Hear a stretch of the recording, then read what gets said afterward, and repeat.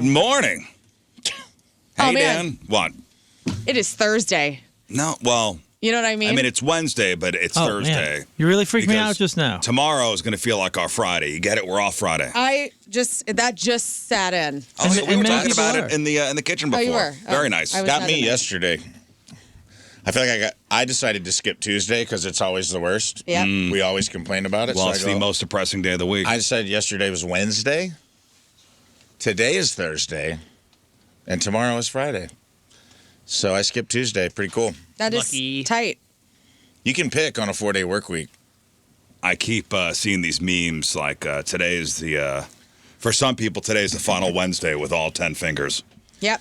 It is. Oh, my God. I saw a stat, Rizz, that said 1 in 36 people will have fireworks incidents. We're like top 4th in the country for firework violence. Here in St. Louis? Yeah. Firework violence? Yeah, like blowing our crap off. Well, you ain't got to lose a finger to have an incident. I mean, incidents could be anything. No. Boy, hair gone. One of the most famous firework mishaps as far as blowing fingers off is... that former NFLer, Jason Pierre-Paul. Yeah, dude. Yeah. Remember his story? So he tweeted out like a picture of a trailer filled to the brim with fireworks. Mm-hmm. And shortly thereafter blew a lot of his fingers off. Yeah. You be careful out there. Need some custom gloves. Still played, though. Still played. Was still dominant. Jason Pierre-Paul. That's pretty wild. I'll tell you, my neighbors have already started trying to blow their fingers off. Oh, Already, huh? Already. It happened 2 days ago. And I was outside for a brief moment 2 days ago. What was that? Monday night. We're talking like 9-something, late 9s.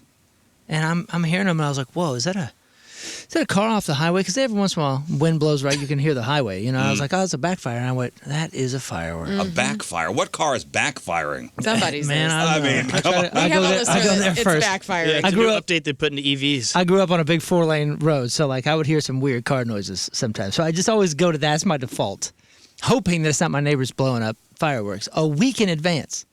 And then yesterday it kind of doubled, and then last night, dude, I was taking the trash out. Full blown. Like, are you kidding me? I mean, 4 or 5 different directions. Full blown display. People are excited. It was 10 o'clock. Listen, America 250. Well, Missouri is number 3rd. Okay, so Number third. Number 3rd. In this, so the Action Network found that Missouri is the 3rd highest risk state in the country for backyard firework accidents. Guys, Hey. let's get to number 1. Let's All right, do it. guys, let's get to number 1. Indiana's number 2. Ohio is number 1. Ohio. Nah. I heard an interesting neighbor story about Moon yesterday. Oh. Oh, about me? Yeah. Ooh, great. Apparently, I had HVAC at my house 3rd day in a row. Can't contain my house, dude. Blowing up thermostats, bro. My house Is a firework. Dude, my house Your house is is a on. thermostat killer. My house doesn't care, dude. We bring a thermostat to my house will choke it out in less than 24 hours. Anton's was there, and he goes, "Oh, you're on the Rizzuto show, right?" I go, "Yeah," and he's like, "My parents live in Moon's neighborhood." Sweet. I go, "Cool." They go, "Yeah, they met him one day because his kid's drone got stuck in a tree." Wait. No way. Wait, was he a jerk or not? Yes. What do you guys think? I'm sure he was okay. If a kid was involved, you were nice. I remember this. I'm going to say he was nice. Yeah. Inconclusive. Oh, inconclusive. No, he was nice. I can understand. I assume. I can understand why it would be inconclusive. I told this story when it happened. Scott was living there at the time. Yeah. This was our very... This is the thing they said about you. I want to say what they said about you, then I want you to tell the story. Oh, I'll tell you, because it is a good story. He goes, my parents live in his neighborhood, and his kid's drone got stuck in a tree, and they looked out the window and they're like, there's a grown man climbing a tree. And I guess the guy went outside, and they go, who was it? And he goes, I don't know, some lunar man. Lunar Man. I go, What's up, Lunar Man? He goes, they didn't know who he was. He introduced himself as he goes, I think that guy's crazy. They go, why? And he goes, he introduced himself as some lunar man. Some celestial being. I did. I go, I did it is meet them. funny if someone doesn't know you and you're up in a tree as a grown man. Like, And I'm a moon. Sir, what are you doing? Like, I'm the moon. You're like, okay, well. What kind of hippie LSD high crap as is a this? kite, Great. man. This guy's on PCP. Enjoy yourself. Enjoy yourself up there. Finding moon. your quote-unquote drone. It made me laugh so hard. I did introduce myself at 42 feet in the air, that's for sure. Well, you flew the kids' drone up there? It was our very first Christmas there. So it was winter, and it was even like kind of snowing that winter. And so like the trees were leafless, and they were kind of like filled with snow. And he gets this drone, and it was like back in the day of crappy drones, not controllable drones. And we took it to the front yard or to the street. And I go, all right, let me try it, man. And I was like, let me sure it's, the dad move of like, let me make sure it's calibrated or whatever. And I hit one button, and this thing goes, woo, and goes straight up, and then went, woo, and went over the roof, and just disappeared like a movie. And we couldn't believe it. We're like, you got to be kidding me. So me, Scott, and my son all run to the back, and we're looking around. It's nowhere to be found. And then we see these lights up in the tallest tree in the neighborhood, the neighbor's tree. And I was like, oh, man, what do I do? You know what? It's early enough. It's probably 8 a.m. maybe. The sun just came up. I ran over, and I'm climbing up this tree, and it is a tall tree. And now I'm level with, like, bedroom windows. Yeah. And I'm like, you're peeking Tom level. I was like, I got to get in and out of this tree as fast as possible. Can I get this drone? And as I'm, like, thinking, like, oh, maybe it's too high for me to get, which it was, the neighbor comes out and goes, excuse me. Hello. And I was like, oh, God, hey, I'm the new neighbor. I know, his son's an HVAC guy.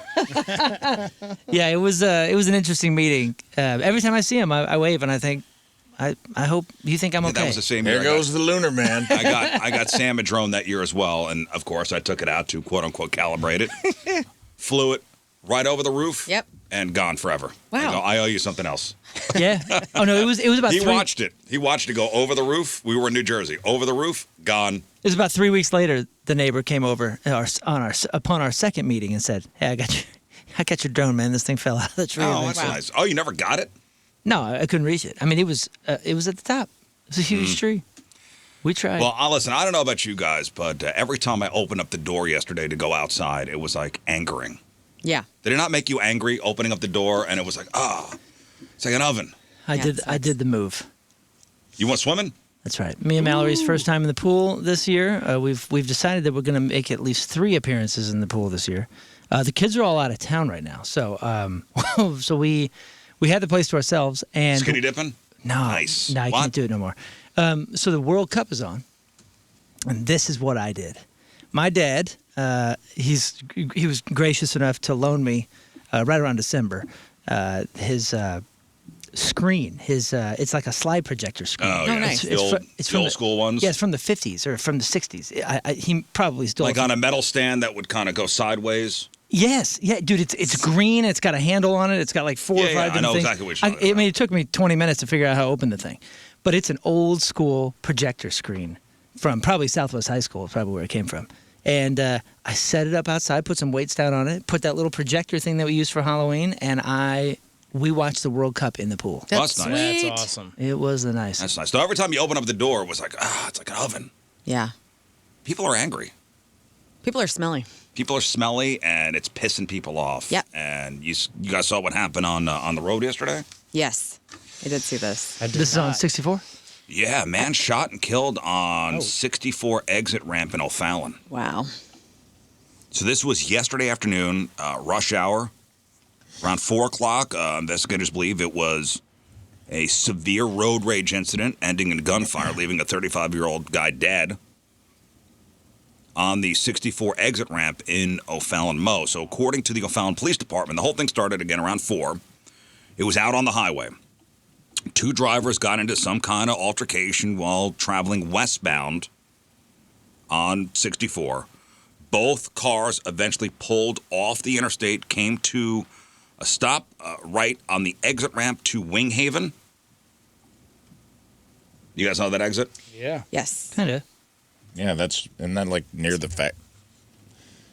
Wait, what is that? No. Wing Haven is out on O'Fallon. It's by Yeah, Herman. but I get off there. What do I do? There's like a big shopping center in there. Something I go out there for. Yeah, there's a shopping center to the right. Oh, there used to be a comedy club. There is on the left side. Is that where the soccer park I is? think you're right. Yeah. So they pull off at the Wing Haven exit. The victim, the 35-year-old guy, got out of his car on the ramp where he was shot multiple times by the other driver. Tragically, even after officers attempted life-saving aid, the man wound up dying on the scene. Now the case has a massive legal question here hanging over it. The driver who pulled the trigger actually dialed 911 himself. After the gunfire, he stayed at the scene. He surrendered to police. Detectives have taken him down to the station for questioning. That's good. At least he stayed. As of late yesterday evening, he has not been formally arrested or named as an official suspect. The O'Fallon Police Department Public Information Officer said, we're not calling him a suspect at this time. There is a possibility of self-defense that's up for the Detectives Bureau to figure out. Wow. It is? Huh. I would assume that if you're the only one with a weapon and you kill somebody, you're arrested, and the defense is a defense. You know, the self-defense thing is a defense to not have it. You know what I mean? I'm trying to make sense of that. What if that guy was using his vehicle to swerve into him or try to kill him that way? Or what if it was a bigger guy that was pummeling him? Yeah, I guess you're right. Listen, I don't know what the situation was. Never thought about it like that. Or how these two guys got into it, what happened on the highway, but just one guy's dead. The guy who shot him did call 911. Did they say the other guy had a weapon? They did not say. Oh, we don't know. Okay, we don't know. Okay. That's probably why there's no charges filed. Doesn't mean there won't be. Just means there's not yet. Right, okay. So because this happened yesterday, dude, the heat makes people crazy. That's what I'm saying, man. It really does. I was people were driving. I was coming back. I went and got a haircut in Central West End. Came back on get on Lindbergh, and there were people just honking. It was just like seeing when people were madder on the roads. It just seemed like everybody was swerving and honking. Yeah, everyone's mad. They're hot. When you walk outside, when you open up the door, you go from air conditioned to 98 degrees and 1,000% humidity. Mm-hmm. Yeah. Your mood just Yeah. I'll tell you what changed my mood just the gets other you day. angry. It was hot, and I saw a guy lay on his horn as we were all braking for this goose family that was walking by. You know how you brake for geese? Of course. And they're super cute, and it's just like a nature moment. This guy lays on his horn. I flipped him off. I go, well, maybe he didn't know. Did he know? No, he did know. He's approaching the geese, and he's just laying on the horn to make them move faster. Oh, so he's blowing the horn at the geese. Yeah. Wanted to just beat the hell out of this guy. That's a good guy, then. No. Get those they were geese outta moving as here. fast as a goose could, dude. I mean, you give it a little toot. Honk, honk. No, not along. a toot. Lay on the horn like he was some New Yorker in the middle of a... I don't know. You leave my people out of this. Listen, they reminded me of your people. I was like, you are in Missouri, sir. Stop this. This is a normal we yield crosswalk sit. to geese. We yield to geese. Let him be. I was mad. He was a young guy. I was like, oh. Where was this? Town and Country. It was actually... And honestly... Of all places, right? They of all should know places. better there. And these are my Whole Foods geese family that I love, dude. They had a little... They had a nest. Oh, you were near the Whole Foods? I was on Clayton Road. I was driving home. It's one of the ways I go home. What's wrong with Those you? geese pay $70 for their breadcrumbs. They do. Those eggs are organic, dude. That's right. Little did you know that was Sully Sullenberger honking at those geese. And he has a bone to pick with them. Yeah, so mad at he that of all guy. people he's got the right to honk at geese. That's right. And he's like, you stay away from the airport. How long does he have to wait for it to be okay to honk and be like, come on, let's go? He was not... Honestly, he just rolled up and was honking. So... I Well, get it okay, if you but- sat down and they were pooping or something and you're upset. Maybe he had the a poop. babies and stuff were... Maybe he was having a poop in bathroom. your car like a normal man. Maybe he was having a bathroom incident. Well, yeah, you never know. That's You don't know what happened to that man today. Have you no sympathy for the human? no. I'm an animal advocate. Humans need to do You don't know better. what kind of day that guy had. That's true. He could have been That's rushing home. accurate. Maybe his wife was pregnant, Okay. and he had to rush her to the hospital. It's not the That's- goose faults, dude. Yeah, that's more likely. That's He more didn't look likely old than enough to have the children. impatient heat. But he didn't Or kill the someone goose. in He did town not and kill the country thinking their time is more valuable than everyone else's. Is that this guy had a pregnant wife who was A totally great in person. labor, Right. on the phone with him. He had diarrhea. He solved it with diarrhea. He has his pregnant wife and diarrhea. He had diarrhea. The wife was pregnant. She was in labor. There was She no had woman. diarrhea too. She had diarrhea too. It was a mess. And these geese are They ate walking the same across the street, thing. just taking their time. I don't like devil's advocacy for Did this they move a-hole. quicker? It was Keanu Reeves, and he couldn't get. If the car went under 35 miles per hour, it would explode. Speed. Makes sense. Okay, that does make sense. I forgot about the speed clause. And the geese are in our environment. You know what I'm saying? Whole Foods parking lot, that's obviously a human domain. If they have the air, they have so many different things. Plus, you probably had a bad experience with geese. And if you've been there, you know. Have you guys never been bit by geese or I attacked haven't. by never. geese? I steer clear. I know I they don't can come be turds. close enough. I mean, tell of you all what. the animals you're going to honk at, Yeah. Honk it geese in, are on honk it. top of list. Yeah, because they also honk. He's speaking their language. guys I don't should think do I've ever this. been close enough to a goose to be bit. I'll tell you what. get All you you got to do is closer. go to Watson Trails Park. It's I'm probably it's not a gonna very go there. particular park. Or Mobot. And the geese that are there are the angriest birds on the I'm planet. definitely not going there. They are out for blood. SIUE. I've talked about this on the air, dude. It's like a goose sanctuary. They're everywhere. There's goose crap all over that campus. You can't do, and they are dicks. All of them. Yeah. Stop this. They're I'm telling you, Watson cute. Trails Park, They they're are- murderers.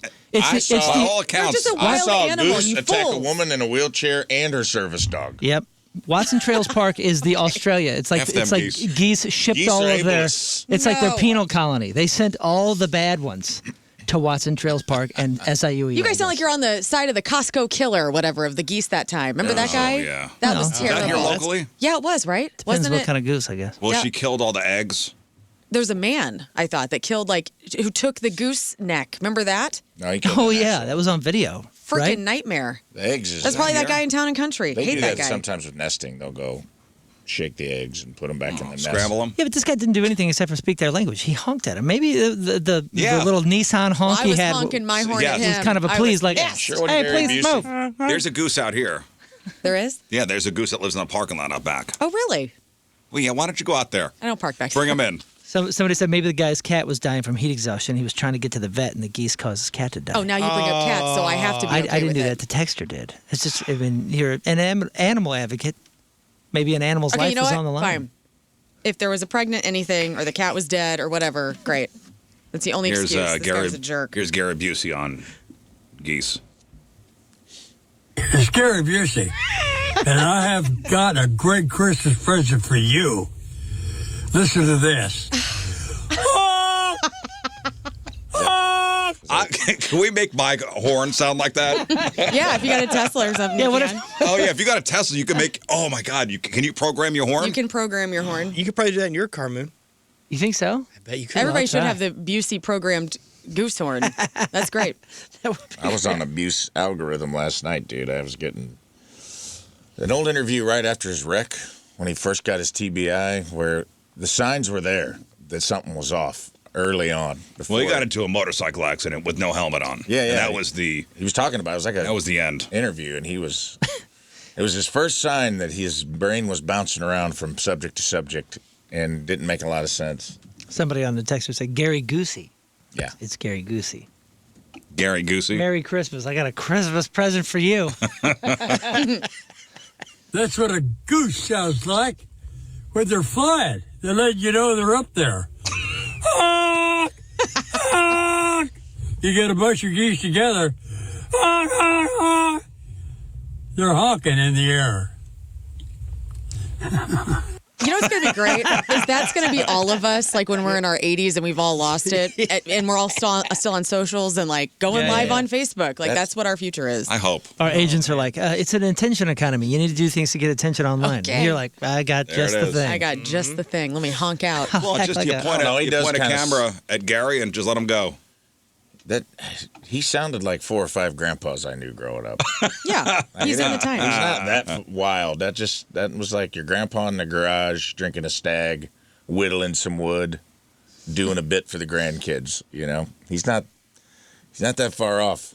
That's just what happens when you get old. That may not be a Busey thing. That might just be an 85-year-old thing. What's his son's name? Jake, Jake Busey. Are they estranged? Larry?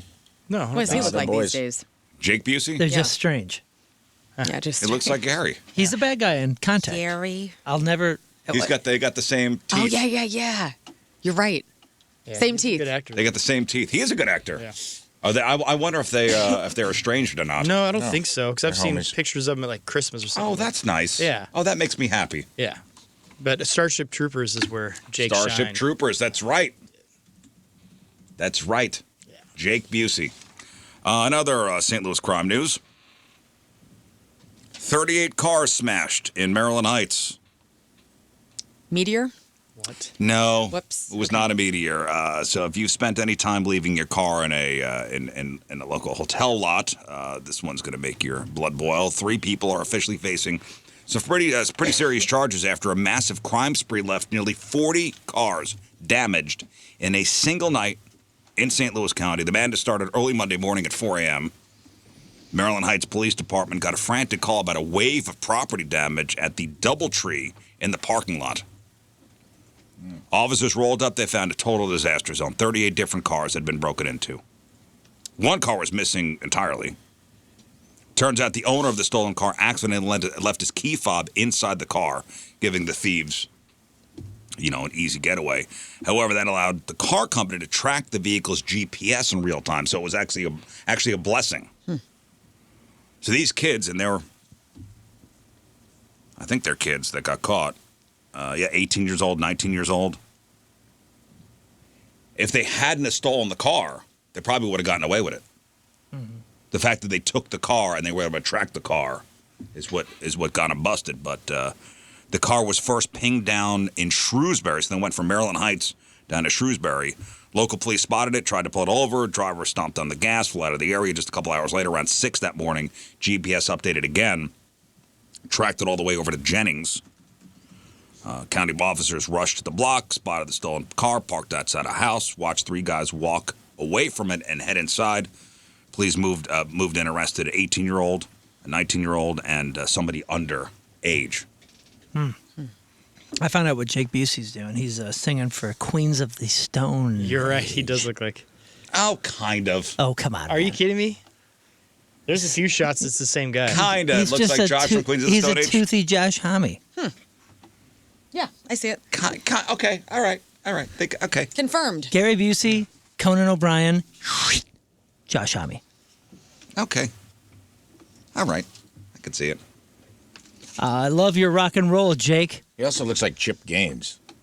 Oh yeah, I see that. Like, when you pulled it up, I go, Yeah, he's got a Chip Jake's Gaines. doing home renovations. And all of which I assume is what an Australian soldier in World War II looked like. Yeah. Good point. An Australian soldier in World War II. Yeah, like they talk about how like crazy the Aussies were. Yeah, who's the guy that was in Homeland?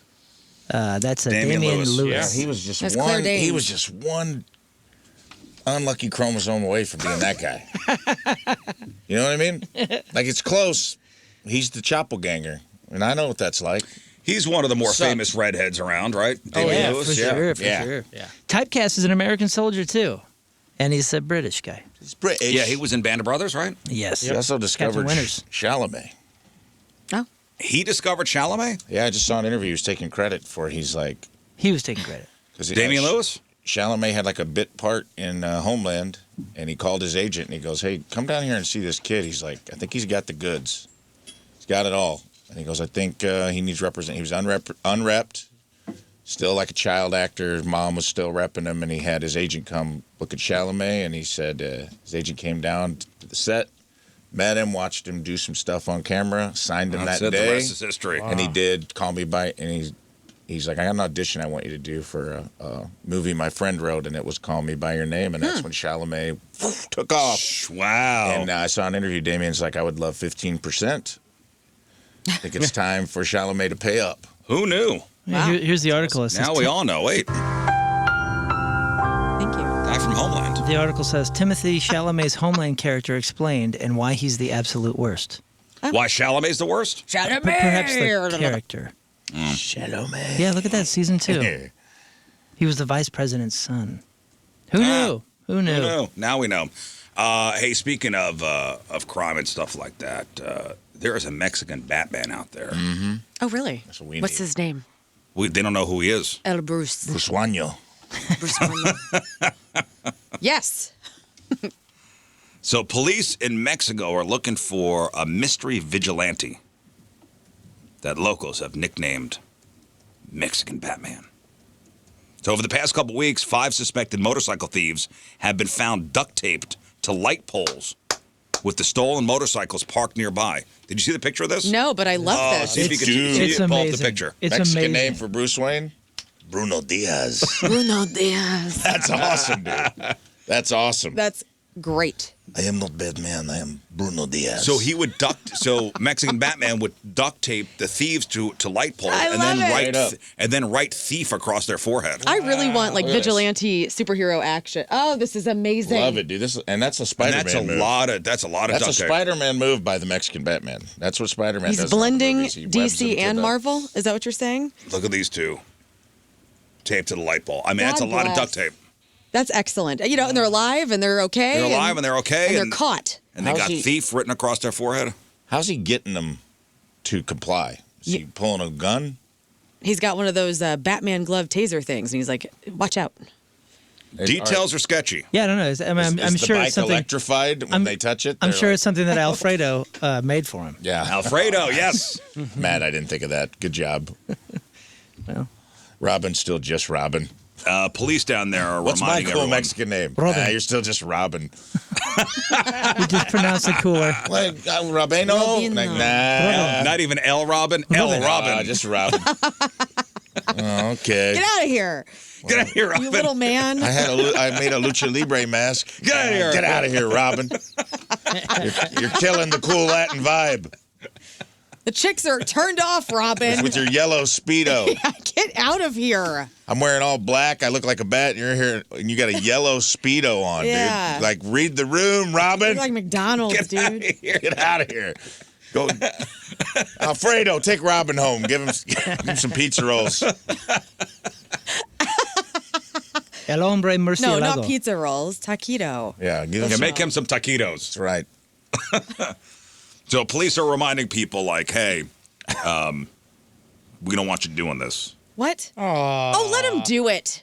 Wink, Damn wink. it. Yeah, that's what Commissioner Gordon said, too. Right. We don't need a masked bat, wink, wink, vigilante at 107th and 54th Street tonight. In fact, I'm so mad I'm going to turn a light on in the sky. And it says L and then has the bat logo. Yeah. L. How do you say bat in Spanish? This looks like a big piñata. El Bato. El Bato. It's a bat, but it has a string hanging El from it. hombre murcielago. Ooh, that's Wow. nice. Mercy. Everything's just that what it hotter is? in Spanish. Murcielago. God bless. I think so. It's MURCIE with the little thingy. What are you talking- LAGO. What is? How do you say bat in Spanish? Ordenanza. That's El it. Murcielago. Guano. Bat Spanish for Batman is Ordenanza. Oh, so that's Spanish for Batman. Who are you? I'm Ordenanza. I don't know. That one didn't go as good. That one doesn't translate as good. La Diaz. Ordenanza means Batman. Well, police are also reminding everybody that the people found tied up are still considered quote-unquote victims, regardless of the accusations. So, Well, innocent until proven guilty. Is that what they mean? well, I love it. I do too. I wish superheroes were real. They are real. They're real to me. Hold on a Yep. second. I want to do a Google pronunciation. I'm going to turn my computer on, and I apologize for what might. Please. I want to see what this is supposed Get to in sound there. like. Well, innocent until proven guilty. Is that what they mean? Oh, that's me. I do too. Well, I got multiple. We got multiple things going on. Shut it down. I don't know. I got a lot of YouTube. Pretty things sure up, it's but- murcielago. Yeah. Murcielago. So bat is Murcielago. Yeah. So like Batman is something else. El hombre murcielago. Does it work that way? Where is Polo when you need him? Damn it. As far as my Spanish for. Somebody text Polo. I'll put the light up in the Wake air. him up. It's 4 a.m. I think I was a Okay. C student, but I did it. Ordenanza. Ordenanza. Ordenanza. She sounds like she likes Batman. Ordenanza. Ordenanza. I do like Batman. He's the sexiest of all the superheroes. We don't talk about Bruno. Batman no, is? No, To me, no. yeah. Even Always. more than Superman? Oh, yeah. I've never been a Superman girl. I've always been a Batman girl. Yeah. He's Bruce rich. Wayne. I like that he's I like that he's so in love with Maggie Gyllenhaal. I like that he's tying people up and saying, "I'm not wearing hockey pads." I like all of it. Nobody loves anyone more than Clark loves Lois. Nah, Yeah, their love is. I don't like that. Eternal. Well, maybe Yeah. Spider-Man and Mary Jane. No. Yeah. Robin and Kyle. Also, I like the bat suit. I like that it's all blacked out. He's always murdered out. I like the motorcycle, the Batmobile. like that I cool like the stuff? cave house. You like the Batman nipples? I Yeah. do. I love his nipples. Alfred's got him set, brother. The And I hero love is Alfred. The hero is Alfred. Tell you what, man.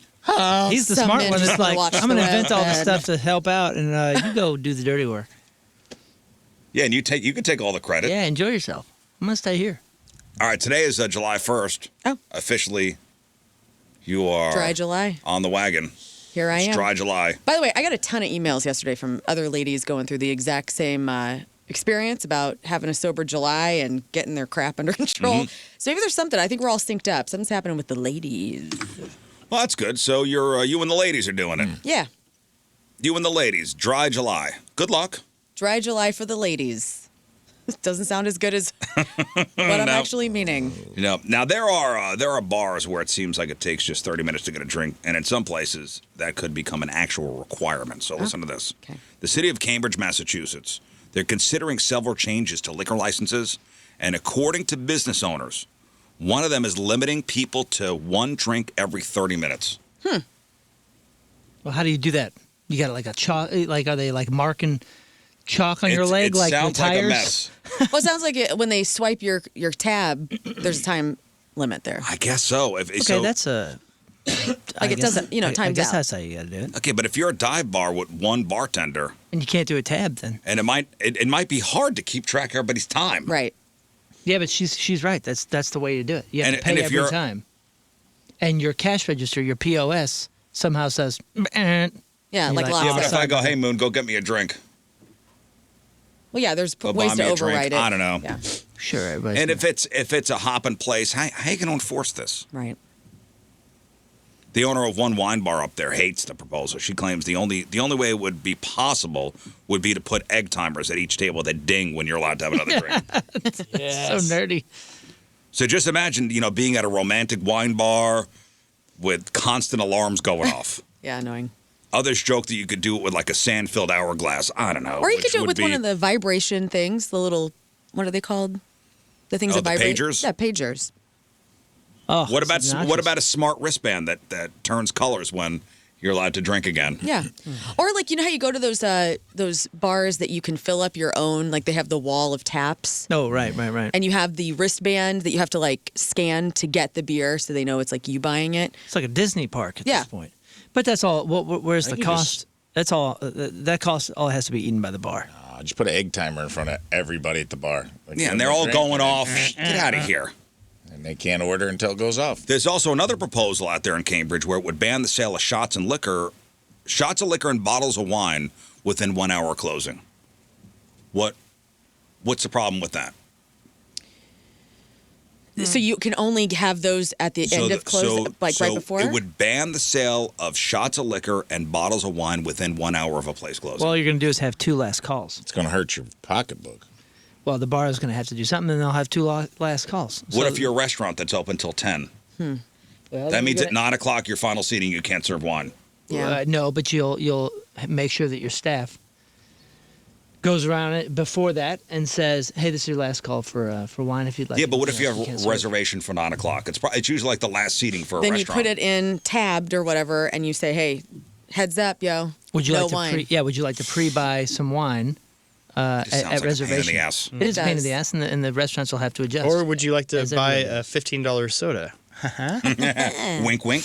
Dirty soda. a grape soda. I mean, shots at the end of the night that's when they become everyone's best idea. That's right. 'Cause it's That is correct. The last hour, I Last call to get laid. probably made 80% of all shots in the last hour. Last being call open. for bad decisions. Let's go. That's me I can Saturday. drive Okay. better. 'Cause that's when somebody's like, "Hey, we just go to my house, play cards. We gotta keep this party going." And it's like, if you're gonna keep the party going, he's like, "We got to get as much alcohol in this now as Or, we can." 'Cause Rafe. I only got a case of beer at home, so let's all get as drunk as we can right now. She's a 4, but if I have a couple shots, she turns into a 7. And so do I. The lights come on, you're like, "Gah!" What do you not want me to go home with you? No, I do. Just hold on a second. I get 4 Jaeger bombs. 100%, dude. I mean, We've all been you're there. getting into men and women. I'm sure that sword cuts both Do ways. women drink? Oh, I'm sure. Are you Women serious? do women Of drink course. where a guy becomes better looking? Yes, Or like more look at the charming. 40-year-old virgin, that movie when Leslie Mann like gulping all the shots so she has to because she's going to sleep with Steve Carell. Well, she didn't do that because she was going to sleep with Steve Carell. She did that because she was a lush. Yeah, Deep characters in that one. I love that Deep movie. characters. I'm going to put Beth. my bike in your trunk. Okay. Hey, yeah, she like turns around. Let's go. I don't know. I Do love you? her, Elizabeth. Beth in that Do movie. I? Well, so you got dry July going on, and for me, for as long as I could remember, people have been saying, "Oh, a glass of wine, July's been wet. a glass of wine at dinner, it's good for you." Yeah. right? Yeah, we've all heard that. Yeah, we've heard it. The Europeans said this. It's a glass of wine. It's like the wine industry, I think, said that. Yeah. This isn't about the tannins and whatever. Yes, it's the tannins. The tannins. The tannins are good for you. It's heart healthy. Yeah. It opens up your blood vessels. You'll have better circulation. Right? Wasn't that it? It was the tannins, which I think is just a made up word. Yeah, what the hell is that? Something to do with heart health. That's Biff Tannen. Yeah, Biff. Yeah. Biff tannins. Stephanie Tannen. Mad Dog Tannen. Nobody calls me Mad Dog. It's like breakfast is the most important meal of the day. You know who came up with that? The people who made cereal. General Mills. Yeah, I think it was General Mills. Oh no, it was Kellogg's. Kellogg's. Yeah, that's right. Yeah. Kellogg's. Breakfast is the most important meal of the day. Everyone knows it. Says the cereal second people. lunch. So just think about all those really old French people drinking wine, living their best life. But a new study says there's no evidence that any amount of alcohol, any amount of drinking improves any part of your health. Right. Researchers analyzed U.S. health data and found no health benefit from alcohol at any level of consumption. Instead, they found, it's not good for you. It's not good for you. They found the risk of death increases even among people who would be considered moderate drinkers. It's not good for you. We know that, right? We do. I think everybody We do knows it to that. ourselves anyway. I think there's a mom or two out there that's clinging on to one or two things to try to justify it and whatever. It's a culture. It was a big marketed culture there for a while. The mommy wine, sipping on wine. This is all for health. Mommy wine. Yeah. It still is. Well, then the clean wine movement, like Cameron Diaz, her Aveline or whatever. It's clean wine. That's all the I have no girlfriends. problem. What's that mean? It's just grapes that have never had a chemical touch it and da-da-da. Like stuff my wife will drink. Yes. That's the one thing that crosses the gender aisle. Is there are tropes on both sides of the guys that are it's 5 o'clock somewhere, and then it's wine 30. Right, of course, I mean? yeah. It does go both ways. It does go both ways. There are a certain sect of each gender that becomes their personality. Their timeline is filled up with memes pertaining to this. Interesting. Alcoholism, the thing. It connects us. It is. It is funny, by the way. Well, truly, Stephen on the instant feedback goes, if that law in Massachusetts takes hold, where you can only buy one drink every 30 minutes, hey, can I buy you a drink in 23 minutes? Mm-hmm. You got to sit there and talk to me. Dudes buying drinks for ladies at the bar. Hey, how much time you got left? Before I could buy you another drink. Also, I'm going to open up a mustache store next door so they can just have a red one, a blonde one, disguises? a brown one every time they go up. Good idea. Wigs in the trunk. Yeah, that'll work. Hey, speaking of weird laws, I read this week that there was a law in South Carolina, I think, where people under 18 couldn't play pinball because of a law in the 1930s that went on the books because people were gambling back in the 30s and playing pinball, and so they were. And it's something that's still in the books. Well, they just eliminated it, so now people under 18 can actually play pinball, like South Carolina. Did crime go up? Yes, actually. South Carolina law Immediately. legalizes pinball for youth, ending decades old. Isn't that insane? That's awesome. Decades old prohibition. These poor Pinball kids. play went up 0%. Right. Now, the law was never enforced. Imagine the kids dropping their PlayStation 5 controller and be like, hey, guys, we just got cleared for pinball. Let's go. So for the first time in 70 years, children and teenagers in South Carolina can legally play pinball. Is that nuts? They've never been able to play Aerosmith pinball or Foo Fighters pinball we can here. Dude, I know somebody. Well, Now- again, they didn't enforce it. Now that it's legal, the pinball's way stronger. Yeah. I know somebody that collects pinball, like vintage, real important cool. pinball ones, and builds them as well. And Really? he's built a Goldfinger one. Oh, yeah. Dude, you need one for your bowling alley. My pal, That'd be fun. I got a buddy, Chris Ward, great guy here in the city, and did comedy for a long time. And he goes and plays in he's Pinball he's tournaments? a pinball Yeah, it's a big rounder. He goes He's and a plays in wizard. Our tourneys. buddy Jeremy's he signed up for a service where he gets a new pinball machine every 3 months. That's Delivered? awesome. Yeah. Wow. I mean, it's a niche thing, but it is a big thing in He that gets a new niche. pinball machine every 3 months delivered to his basement. I love them. That's They're such a awesome. cool looking I do too. I thing. love pinball. It is Yeah. a cool thing. Yeah, I love Clown's it. just got one in his studio. Really? It's a little too fun. What is it? What theme is it? Clown. Of course. Yeah. Of course. No, it's the circus clown theme. That's awesome. All I'm saying about this drinking thing is You know how a good pinball machine? Yes, Remember the go movie ahead. Johnny Mnemonic? Do you remember that movie? With Keanu Reeves? Keanu Reeves, where Dolph Lundgren was like the crazy... Didn't do well in theaters. Wasn't one of his best. But, man, the pinball... I do remember the movie. The pinball machine was top-notch. It had like a little... Johnny Mnemonic. It had like a little hand that floated and would like grab the ball and like pick it up and then like move around and throw the ball inside the machine. And I was like, they should have put the money into the script and not the pinball machine. Not the pinball ball. But it was still nice. Well, anyway, so back to the drinking. Yeah. All I'm saying is just say you want to have a drink and don't say it's for health reasons. Yeah. It's fine. That's okay. It's okay. You're allowed to have a drink. But just don't say it's for my heart health, because that's BS. Right. It not. Yeah, Mom. Okay. Jill. And don't be the, if your friends are having a dry July or your friends are having, or they're trying to quit drinking. Don't invite them anywhere. What? Don't be the person that tries to get them to break it. Yes. That's why don't invite. Yeah, if you're having a dry July, don't invite me and don't invite those people anywhere. Like I have a show coming up at Dog Prairie here in a couple of weeks, July 18th, right? Day show. We're outdoors. Never played this joint before, but it's a cool bar. Sober, yes. Hole in the wall bar. I'm going to put a little sign on my stand. It's like, oh my God, really? Do not. I feed have the to do animals. this because people.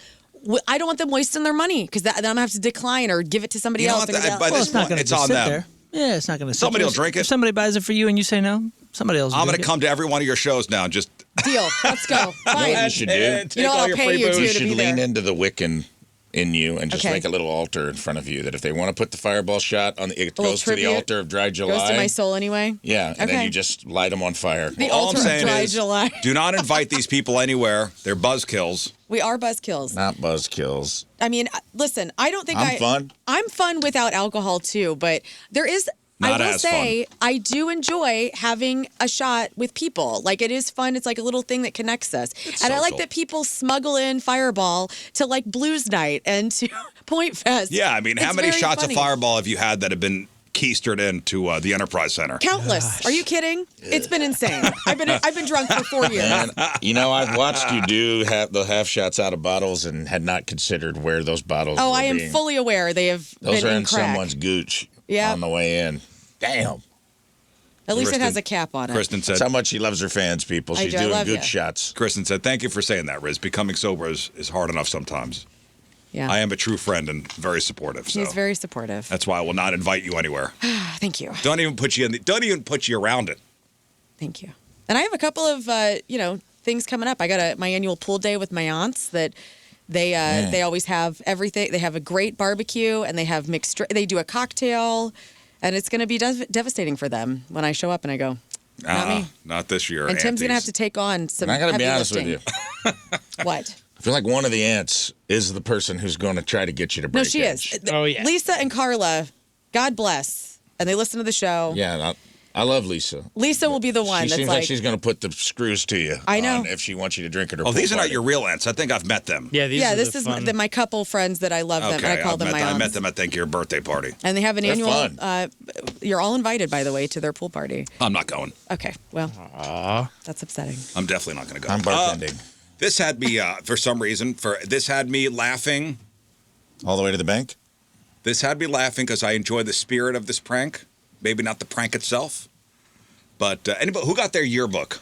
I do. I have all of them. dude. You got your high school yearbook? I didn't until a few weeks ago. Ever since my dad's passed, my mother is slowly getting rid of everything in the basement. And sure enough, she brought over a pile, and I thought it was just books. And she goes, "Here you go." And I was like, "Oh, cool, thanks." And I set them down by my desk. It's all the yearbooks. Bring them in. I want to see them. You had all your yearbooks for every year you were in high school? No, probably not every year. So but do I. It's a there's a couple middle school ones. There was like I didn't get that. They did some extra little book, I guess, after the year ended. So that crap is there. I don't think I got my yearbook.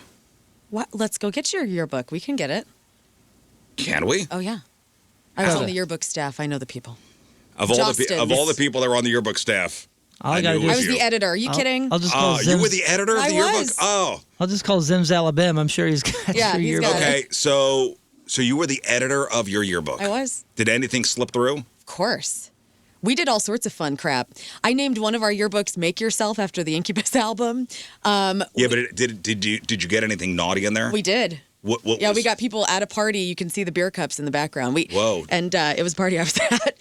And yeah, we did all sorts of crap. Was like it that. controversial? No, it completely slid through. Yeah, people were Are like, we talking pictures or copy? we're talking pictures. Headline. Oh, no.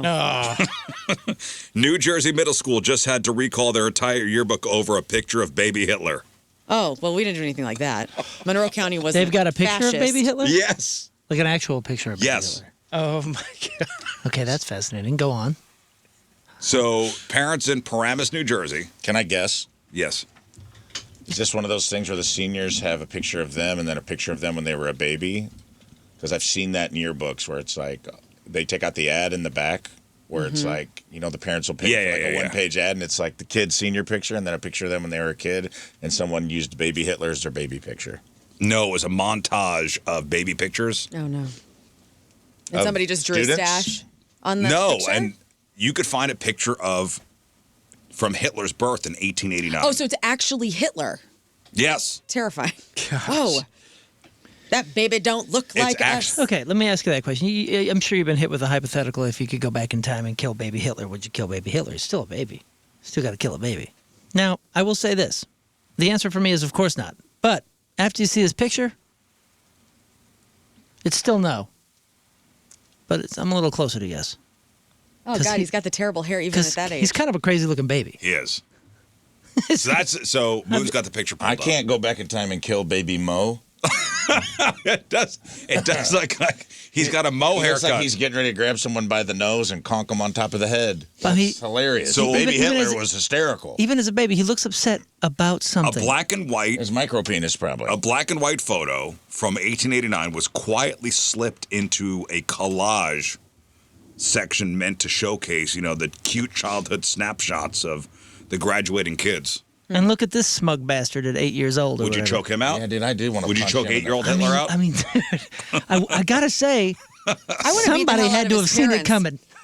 I actually would love to just roundhouse his mom, to be real. You know and be what's like, why crazy? didn't you love your child more? What's wrong He with looks you? like this kid I went to school with, Rudy.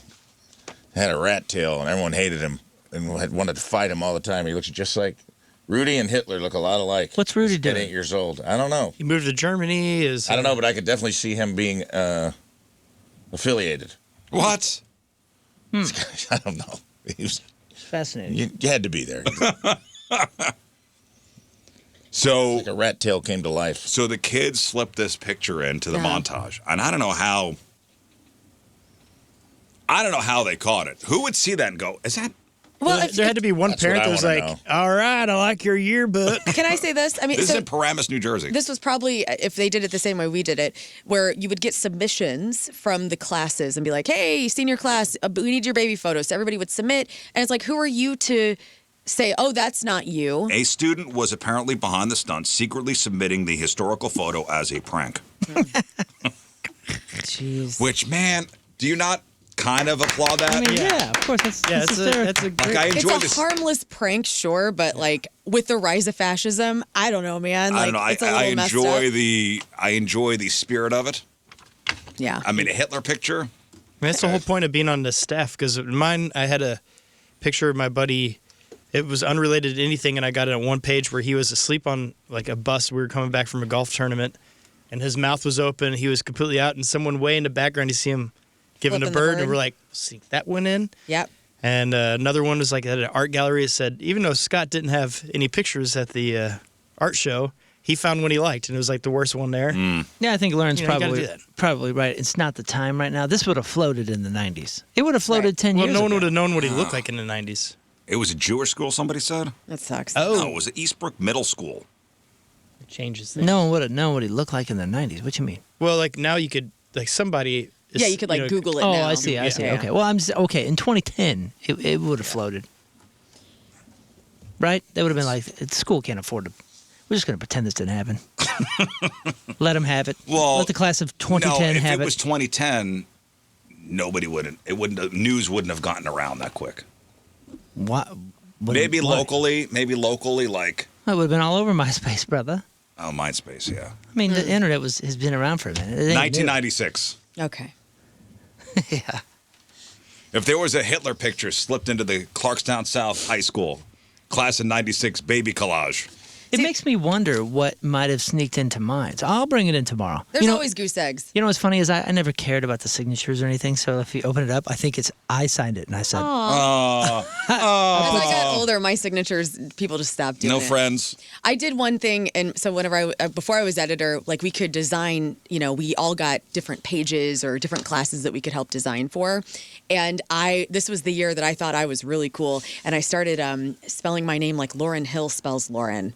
And so I put a Y in my name. So if you go to my sophomore year, it's Lauren Colvin with like a Y, and it's so lame. Colvyn too. Yeah. Oh, by the way, so the school's principal sent a letter home to families calling the image completely unacceptable, stating it has no place in a student yearbook, does not reflect who we are. The town's mayor, Chris DiPiazza. Was the principal slamming his fist on the podium? Nine! This will not stand at this high school. So Chris DiPiazza, the mayor of Paramus, stepped in to defend the community, calling the incident the result of one bad action that does not represent Paramus as a whole. I was starting to look down on them, but now that they said this. Yeah. Sounds like seriousness. It says on the sign, Paramus, home of baby Hitler. Sounds like seriousness represents Paramus on the whole. They have a great mall. Good for that town. Paramus is known for its giant mall. Very cool. Now you know. Certainly not fascist. I want to do some food news before we hit the break, because there's a couple local stories here. Food news. How often do you eat in your car? How often do you eat in your car? To be real, Monday. To be real. After I got off work, I went through Caldi's and I got myself a gooey butter cake and I slammed that thing before I got home. So once a week. Show me once a week. What about a full meal? Well, it is a full meal. It's always Lion's choice. Okay, so once a week? Yes. Probably once a week I'm doing a full meal. Sad girl lunch in the party lot. One full meal. Rafe? What was the specific question? How many times a week do you eat a full meal in your car? Oh. It's not many. Per week? I'll say 0. Do you count? Zero. Do you count eating a few fries on the way home? It's not a full meal. I don't get the sandwich out. I don't trust myself. I don't pull over and park, if that's what we're getting. Not anymore. Scott? Yeah, mine would be right around 1 to a little under 1. Okay. I don't pull over and park either. Because it'll be a sandwich. I get a sandwich. Just cruising on one hand in it. In the Beamer. The average American is eating 3 times a week a full meal in your car. 5 course? 3 times a week. Well, I guess Average American. I guess I am only doing the fries while moving. And it's usually at the stoplights. I mean, listen, it's always the olive one that does not have a drive-through. It's the dashboard dining room. Yeah, and you got to go around multiple lights to get back onto olive. So I'm done with that fry bag by the time I hit olive. Well, yeah, the clock is ticking on those things. Right, I'm scarfing, dude. So why are we doing this? It's hectic schedules. It's convenience. It's driving people away from the dinner table and into the driver's seat. So fast food, of course, leads the pack at what we're eating, while we're driving. Hamburger, sandwiches, even pizza. We are so 3 times a week the average American is eating in their car, full meals. I don't like that. Well, no, like you that. especially. You're not eating it ever. No, I'm not eating ever in my car. No, but I bet you that upticks when people have to have multiple jobs. And right now, It's hectic schedules. That's number one. a lot of people have multiple jobs. You're going from one to the next. I mean, there was a couple of years there where I had 3-4 jobs before I was touring, and every meal I ate was in the car in between jobs. When I was younger, yeah. When I was younger, it was more frequent. Yeah. For sure. Even different job than this. Like, I've had jobs where you get like a lunch hour and you just have nothing. We get a little bit of freedom here when we're off the air at 10 o'clock. Like, we can go downstairs and eat at Sit down and Belago. We can go sit down and eat somewhere. Or even if you go get, Even if you go pick up something, you could go home and eat. I think about it a lot, how convenient it is. Like our jobs. I mean, I can eat in the studio at my show snacks. I can eat when I get to my desk. And then I forget about when I worked in a corporate job how you couldn't do that. Oh, yeah. You couldn't have anything in your desk like eating or. Or you had sucked. 30 minutes. Like, you had such a tight window to go eat. If you had the kind of job, you got to clock out and clock back in. Well, we get here before breakfast is served at places. Right. And we're done at lunchtime. So, yeah, but also like you can have food delivered here and kind of eat on your own schedule. Yeah, true. But it's when I had a job where I had like 30 minutes, and it's like you're clocking out, you're done. You got to by the time you drive to Taco Bell or whatever you're gonna get, you're like, okay, I've got like 10 minutes to scarf this. yeah, and down. lunch is the most popular time that people are doing this. Lunchtime is by far the most popular time people are eating in their cars. And maybe it's sadness eating in the parking lot. It is for me. Maybe it's going to Wendy's and getting a Baconator, And maybe it's and there's some shame eating it by yourself. No shame. honestly, maybe it's like that's the only break you have away from people. Maybe it's actually the most peaceful time you have. It could be. Sitting in your car eating. I used to do that a lot whenever I was out in LA. It'd be nice to just get away from all your coworkers and everything and just sit there and enjoy half of quiet. the people who do it prefer to eat in their car completely alone. I don't Because mind they just want the decompression, the decompression. the I love- silence. Having the windows open, having podcasts going or music, and just eating in peace. And That- also, nobody knows where you are because you're by the dumpster. Those 20 minutes alone in a parked car with a sandwich is the only quiet, uninterrupted me time somebody could get all day. My favorite part about being in my car is the silence. It's the only time that it's just I can just Yeah. choose silence, and I need that. I don't know. I don't like the steering wheel and you're like cramped. Grease hand on the steering The wheel. grease hands on the steering wheel. That's what I'm You trying gotta to scoot your avoid. chair back. Now, that's why you have to have cleaning materials like wet wipes in your car, and a little You can vacuum buy- if necessary. You got a dustbuster in Yeah, there? man. You can buy a tray that attaches to your steering wheel. Really? That's Yeah. awesome. Like Sonic? Cool. I have get it like the outside one your on the window? window, like you roll the window and you just get half that? down. I want that. I just put a picnic blanket over the whole dashboard. A little checkered blanket. I got like a fricassee. I got A like fricassee.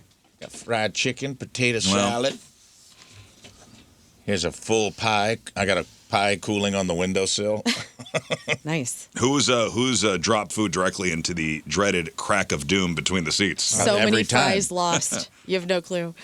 That's why I have to actively fight the urge to do it because I know 37% of drivers admit they've dropped food directly into the dreaded crack of doom between the seats. Dude, I had one of those moments where, like when your children say something basically like, "You were right all along, Dad." One of those moments. It's a very, very That's nice. big though, moment when in it your happens. life. Yeah, my son, he's new driver, and he's driving out, and he goes, "Man, I just got to apologize for those times that I was like eating and being sloppy in the car." And I said, "What?" And he goes, "I understand it now. I get it." And he goes, "And I dropped a fry. How do I even get that out of there?" He's like, I don't want to smell fries the rest Gone, of the time. man. I was like, brother, you got to get that. That little thing that comes with the vacuum cleaner that's got the little edge on the end? That's literally the fry in the car attachment. You got to move the seat around. You got to reach hands underneath. I was like, that tear is the what that's floor for. out. And I get ads for the little. Have you seen the crack filler? Oh yeah. Yeah. Oh yeah. The crack filler. It's attractive. It is. It's an attractive item. I get a lot of ads for it. You and I'm slide it in. You slide it in between the seat and the. Yeah, there's one that like goes all the way around. Like you can get like specifically for your make and model that goes around the whole console, wraps around and fills in the crack on the passenger side and driver's side. In like Pretty cool. in the middle where there's a fry blocker. And I'm It's like, not bad. It's not a bad idea. I honestly don't hate it, and I might order it. Yeah. 'Cause if I have my nieces in the car, somehow, even if there's no food in the car, they still manage to get like a French fry or something stuck. Like, you don't even In a have. We little didn't even section. get fries. Yeah. I don't know where they find it. 18% of us are currently driving around with a permanent stain or a greasy steering wheel. Has anybody had to pull over on the side of the road just to safely take a bite of something? Heck yeah. Yeah. Yeah. Done that. When I'm using my chopsticks and Oh yeah. When I'm eating soup. yeah, ramen stuff, dude. Ramen stuff. that's a tough one. Hey, there is a particular sandwich place in our city, which we have dubbed Sandwich City, that has been named the best sandwich shop in America. Did you see this, Ray? It's almost like we know what we're talking about on this show. Oh. Sandwich City, baby. Number 1 in the country. So there was a massive online competition by a group called the 64, and they did it throughout the month of June. They set up a giant 64 restaurant March Madness style bracket to let people from all over the country vote and an eatery here in St. Louis is number one. Can anybody? I can fashion a guess since we've been talking about it since the dawn of this show. Good. Blue City? Yep. Wow. Congratulations. Our very own Blue City Deli was officially crowned the absolute best sandwich shop in the entire United States. That's amazing. Way to go. Wow. I haven't been in a while. I haven't been there it's in time. 15 years. When we worked at Emmis downtown, we'd go all the time because it was close by and it was like the best place to eat.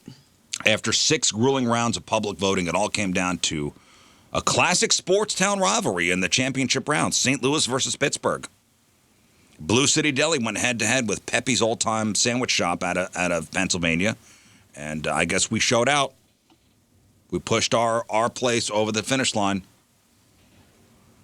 Blue City Deli took to social media to celebrate the win, keeping it humble, as always, by posting, "We're very honored."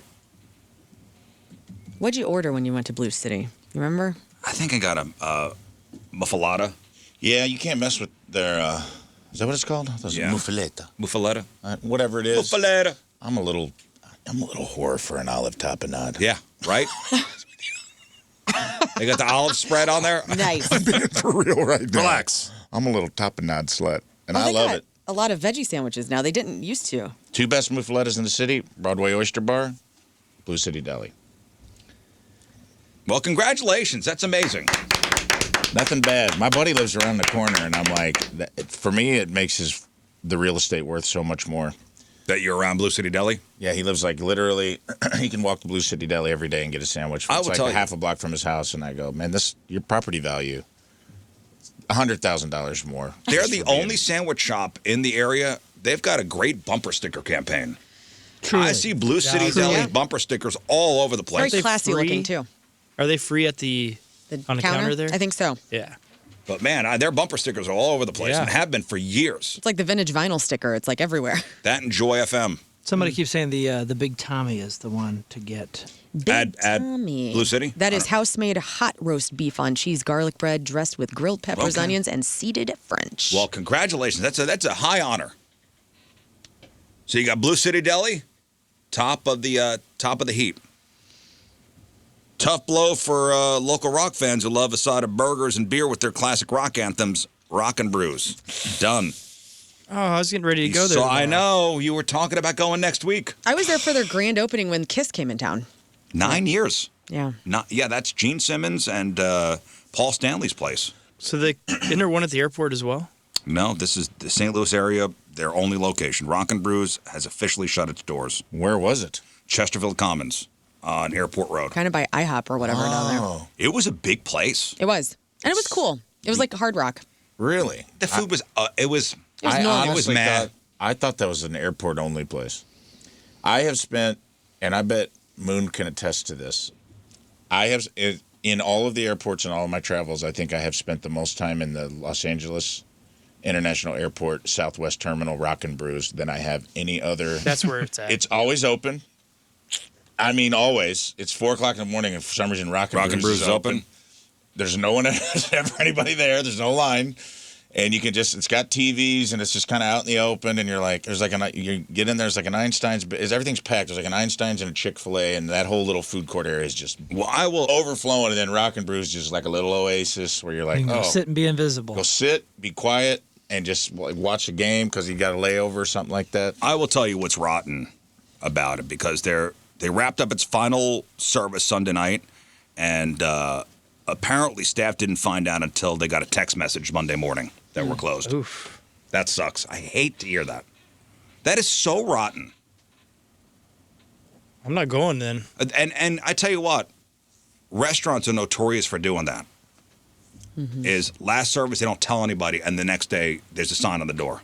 Do you think they do that because they don't want anything weird to happen to the customers, though? Like the next day? So if you're a restaurant owner, please fill us in. Like if people because are that seems to upset? be a thing. Yeah. I'm not saying that's the right thing to do. I'm just asking, like... The last time I heard that happening was at Granite City Brewery, right down the road here. Oh, yeah, I just tried that new place. What's a new place? Oh, London. Oh, it's called Oh London. Oh, London. Well, Granite City London. Brewery, when they shut down, employees were showing up and there was a sign on the door. Huh. Yeah. That sucks. I don't know if it's the same employees. I don't know what happened over there. The only reason I was there is because London. I was meeting a friend at Nudo, and Nudo was closed. It's closed the whole week. I didn't know. Why? We're on vacation. I forgot why the sign said that, but I think they were going to open The ramen takes vacay? back Summer on vacay? Monday. I don't know. No, Like, because they're such a mom and pop place. it was like Sunday to Sunday. I think they're just closed for the week. And, you know, a lot of places do that. Maybe there's They a go on ramen convention. We don't They know. just go on vacation. Yeah. It's ramen done. It is ramen done. Sunday. So they closed, and we stood there for like 20 minutes, and then realized what the sign said, and then we're like, well, I guess we could go to London. It was fine. It looks pretty good. So the Rock and Brews in Chesterfield opened in 2016. In fact, Gene Simmons and Paul Stanley were here. They came down for the opening. I was there. Lauren was so there, cool. for God's sakes. I was there. I got to hug Gene Simmons that day. The local franchisee, this guy named Kirk Williams, couldn't be reached for comment. The restaurant business is, you know, it's brutal right now. Mm-hmm. And the couple times I'd been there, it was never full. There was always plenty of seating available. Is that because it was huge or because it was unpopular? The place was huge, and nobody ever talked about going to Rock and Brews. Okay, well, was it one of those places that after church let out, it was packed? You know, because all those restaurants right there. I don't know. Sunday, When church lets out, I stay away from that area. Sunday noon 15, packed. I stay away from that area when church lets out. You would. I do. Because all you church-going folks muss up the place. London has a Sunday our local brunch, businesses. and it's a free-for-all, dude. I went in there and got the Sunday buffet brunch. Not a lot of buffets left around. Is it a buffet in there? It's a buffet on Sunday, and it is a free-for-all. I did go on Father's Day. So Well, it could have been. Look at They you. said It could have been a Father's Day It's a free huge for all. space. the girl told me, she's like, don't just think you're going to walk in. She's like, you better get a reservation on Sundays because we're jammed. Good for them. Well, with the Chesterfield spot operating as a lone island for Rock and Brews in our market, it seems that the sun is officially set on their time here in St. Louis, so don't expect them to open up anywhere else. It's got 18 remaining locations across the country, so if you were a fan, you got to go somewhere else. It's a standalone building, right? Yes. Big footprint. What could go in there? What do we want to go in there? Well, but before we get to that, if you've ever ate there, you know the place. It's a Hard Rock. It's basically a Hard Rock cafe. It was covered from floor to ceiling in incredible rock and roll memorabilia. And the silver lining here is you could buy a piece of it. So they're liquidating and auctioning off things. You're kidding. Okay, well, And you know what? do You they should got? know about this. GRS Auctions and Liquidations. They've confirmed they are stepping in to liquidate everything inside the building. So in mid to late this month, they'll be launching an online auction featuring all the restaurant's kitchen gear, dining fixtures, and all the rock decor. They had some cool stuff in there, cool art in there. Like? The crown jewel of the auction is expected to be a custom rock pinball machine signed by Gene and Paul. You need it. They have classic rock prints, custom signed door handles. The place sat 300 people. Had a killer patio as well. I don't know what I'd want Which means to it go in all there. still does. So what do we put there? I don't know. What do we want to see grow? Oh, How about Blue City Deli come out to the county? No, man, How that's about too big of a place. How about like a side project brewing or something comes out west? We got Four Hands out in the district. Yeah. Yeah, Brian, across the road. Brian, you've been part of a closure like this? Yeah, I've been a chef around St. Louis for a long time, and owners don't want to tell them because theft. They'll start stealing bottles of liquor and expensive food and things like that. They'll start bad-mouthing the restaurant to people that they know, and they just don't want any of that. And it really does suck for sucks for the employees. It does, and I've been a part of three of those, and it's horrible. The managers and the executives, the chefs and things like that, they know. But the big thing is this theft and then the bad mouthing of the ownership themselves, which is kind of a catch-22 there because they get bad mouthed after when they get a text on a Monday morning that they don't know. It's damage control. I guess they're bad mouthed when they're closed and not when they're open, and they could still at least make some money. Yeah, I get that about stealing the stuff. Yeah. It just sucks. Sucks. Which is horrible to begin with. Yeah, they start. I have watched when I was just an employee, I have watched thousands of dollars of alcohol just walk out of restaurants. I mean, whole big steaks, that are worth, huge amounts of food. Can I ask you this, though? Like, what happens to all that when you close, though? Like, what do you do with all of that stuff? Don't you want it to be liquefied or go away? Well, what the management does, they try to order appropriately so that they know they're going to be closing, in 3 or 4 or 5 days. They don't order as much. They just let their inventory, weighing down, and whatever's left, the ownership, the executive chefs or whatever, they package it up and take it with them. Yeah, they'll grab the stuff. Brian, thanks for the insight, my friend. That's interesting. I got a text from a buddy of mine because his family had a restaurant and it was shutting down and they knew it. So they tried to let the employees know ahead of time. And then about 2 weeks out, I guess they were no waiters were coming. There was no kitchen staff. So they were doing everything themselves and they were hosed over. Okay, well, I guess that makes sense. It doesn't take away from its sucking. What would you like to see open there? Well, I just said Blue City Deli. Something that is a huge success in the city that could afford to come out to the county and expand. I mean, you're talking about Blue City Deli, and I haven't been there one time without a line out the door. Learn's got it. Bulk and treat box. Yes. Oh, yeah, okay. Let's get that out west. That would help me out a lot. I just hope if a place gets to be that big, because that's a big space, right? That quality will not suffer. Right. But you know what? I don't think it would. Because Balkan is a nice small spot, like they could control everything. I know, but dude, I think Lauren Nellick, she's got it. She and Edo, they can they can do it all. They just opened up that new coffee joint in Webster, so they are totally down to clown with multiple locations and extending, I think. It should be the Balkan game zone where they also have tons of pinball machines and stuff in there. So it's fun. Just leave it there. Leave the Gene one there. Maybe it should be the Balkan Beatbox where they have like EDM. I tell you what, you know what that area needs? What? A Hooters. Yeah. Oh, man. R.I.P. What? You out of your mind? Didn't they try one already? The people of the Valley don't want that. After church, you're right there. Harold. I think Cracker Barrel would be great right there. We could do that. Okay. Cracker Barrel. Mm-hmm. It would make sense if a Cracker Barrel actually went in there because it's right by 40. So, people are We already traveling. got the Pancake House right there. That's true, but they don't got dumplings. There's only You got to room build for a one Cracker breakfast Barrel. place. Cracker Barrels only go up on near 4 to 8 lane interstates. And it's right there. Find me an in-town Cracker Barrel. There is no such thing. No such animal. They do not do it. There's a Cracker Barrel not far away. Where? It's a couple exits down. A couple exits down in St. Charles County. But it's so hard to turn left and go that way, If I can't turn left, I'm not going. We don't need a Cracker Barrel. Well, We don't need it. If you guys are listening. Again, that is a huge space. But, all right, listen, we got to take a break. But first,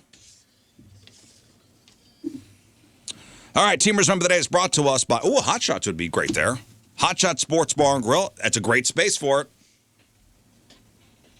Celebrate soccer's biggest summer in Hot Shots all tournament long. Get the details at hotshotsnet.com. From Imperial, Lauren Freed is our Teamers Remember the Day. Lauren has been listening to the Rizz Show for at least 8 years. Never misses a show. Can't imagine the mornings without it. She is a full-blown Rizz evangelist. She recruited her husband as a loyal listener, too. Thank you, Lauren. Lauren and her husband have 2 beautiful daughters that are her pride and joy. She's a nurse who has dedicated her entire career to oncology. Nice. Working with both adult and pediatric cancer patients. She loves what she does. And thank you, Lauren. Lauren Freed from Imperial's our Team Rizz Member of the Day. Song for the day, Lauren's pick. Oh, my gosh. So you think about it, okay? Okay.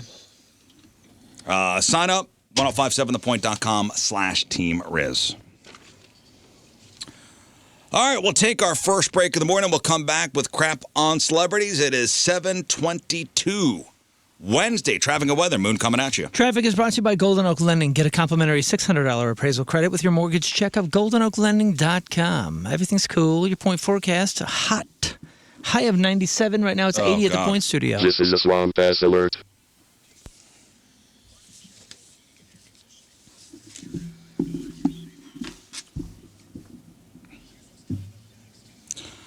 All right, Lauren, what do you got? The Nikki Sixx and Godsmack feud is flared up again. Bam Margera recently opened up about his intense battle with substance abuse. Shrek 5 trailer is sparking some backlash from fans. And another freaking list This time, the top 10 funniest movies of all time. Funniest movies of all time. I hate Wow. that they do this because it's never going to be right. Well, it's all subjective. Sure. So we'll argue about it. That's funny. All right, we got that. We got your crappy birthdays, the porno birthday, things to look forward to in July, and a prominent St. Louis family is out. We'll let you know who is moving out of town. Stay there. We're going to take a new game out for a spin today. Oh. The game is called Gen Z Text to Speech. Oh, my goodness. Okay, I'll explain that later. We'll talk to Chris Kerber. Today is the first day of July. How about that? We made it halfway through the year officially. Officially halfway through the year. So a couple things to look forward to this month. It's America's 250th birthday this weekend. July 4th marks 250 years since the adoption of the Declaration of Independence. There'll be events throughout the country in celebration of it. In sports, World Cup runs through the 19th. The U.S. takes on Bosnia tonight in a win-or-go-home match. Tour de France starts this weekend. MLB All-Star Game is July 14th. Golf's Open Championship starts the 16th. And as Rafe knows and will be at my house for, as he is every year, the WNBA All-Star Game is July 25th. I'm actually psyched about that. I know you are. Can't stop talking about it. In theaters, Minions and Monsters is out today. The live-action Moana will be released on the 10th. The Odyssey with Matt Damon, that hits theaters on the 17th. And Spider-Man Brand New Day comes out on the 31st. On TV, the Legally Blonde prequel, Ellie. I'm sorry, Elle. Elle Woods. Come on, man. I know. My bad. That hits Amazon Prime Video today. And a Disney Plus exclusive episode of The Simpsons comes out this Friday. Netflix's new adaptation of Little House on the Prairie, that'll be released on the 9th. Dancing with the Stars, The Next Pro, premieres on the 13th. And the ESPY Awards are July 15th. And finally, the holidays. Of course, the big one is 4th of July, but we've also got National Bikini Day. Oh, my goodness. This Sunday. National Fried Chicken Day is the 6th. World Chocolate Day is the 7th. National French Fry Day is the 10th. Yes. National Mojito Day is the 11th. And Ice Cream Day is July 19th. On National Bikini Day one year, my cousin and I and all of our hot little biscuit friends, we all wore red, white, and blue bikinis on Wren Lake, and we took my cousin's husband's boat out, and then it died in the middle of the lake. And it was the fastest moment that all these men rallied to get us back to the bikini dock. Chicks. They're like, and it was like The these bikini were chicks young, need some gorgeous rescuing. blondes, like in red, white, and blue bikinis, and it was like the men swarmed and were like, "We must save the Never women." forget. It was great. So I don't forget. I was like, "That was excellent." So that's this Sunday, the anniversary of that incident. So show out, ladies. Yeah. Get out there. Get out there, please. Hey, yesterday I played the old Juicy Fruit commercial. Remember this?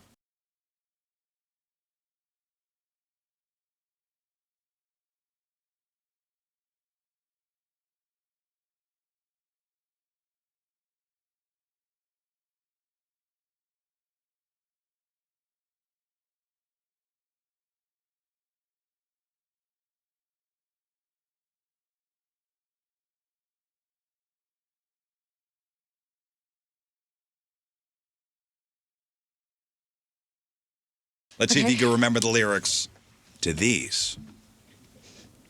Do you remember Mentos? Of course. Oh, yeah. Can you do the whole song? No. Fresh Maker? Here we go. Probably. Do I? It doesn't matter what comes, fresh goes better in life. With Mentos fresh and full of life. Nothing gets to you, staying fresh, staying cool. With Mentos fresh and full of life. Fresh goes better, Mentos fresh goes better with Mentos fresh and full of life. Mentos, the fresh maker. All right, you did okay at that. Okay. Good. Have you seen the Jean-Claude Van Damme Bloodsport? No. Dude, it's the best. When yes, he's it's the running best. from the cops in Bloodsport, they turned it Yes. into a Mentos commercial, and it fits perfectly. That's excellent. Where they fall off the boat, and he turns around and goes, Dude, and then he's on thumbs the up. rickshaw, yeah. and he he's- thumbs up to.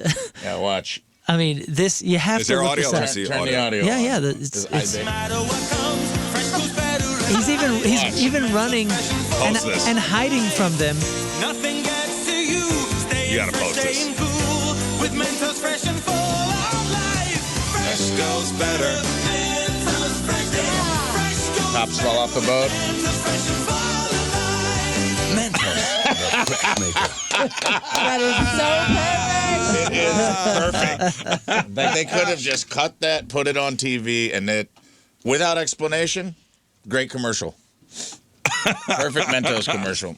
All right, how about the Big Red commercial? Ooh, I think I remember it. Okay, let's see if you could remember Big Red. No little cinnamon gum freshens breath longer than Big Red. So kiss a little longer, hold tight a little longer, be close a little longer, longer with Big Red. That Big Red freshness smells right through it. Your fresh breath goes on and on. While you chew it, say goodbye a little longer, make it last a little longer.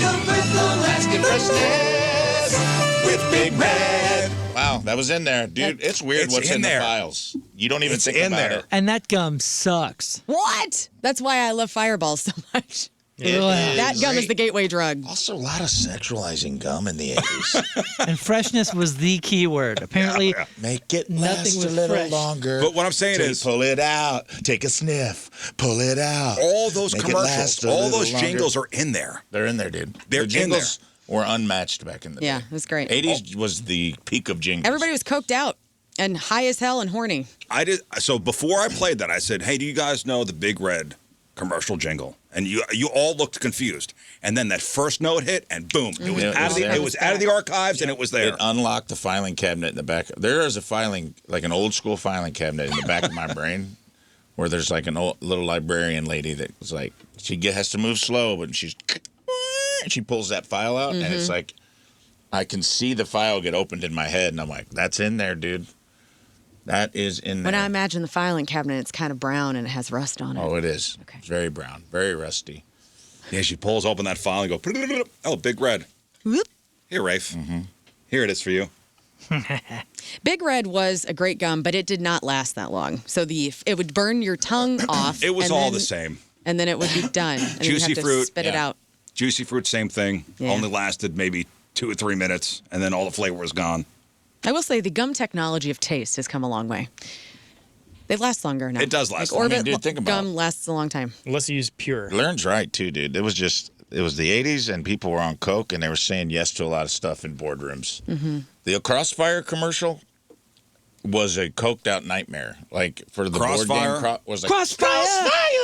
Oh, I remember the Crossfire commercial. and it was just like two kids battling it to the death, and then one of the kids, it's just some guy on coke, like, hear me out, okay?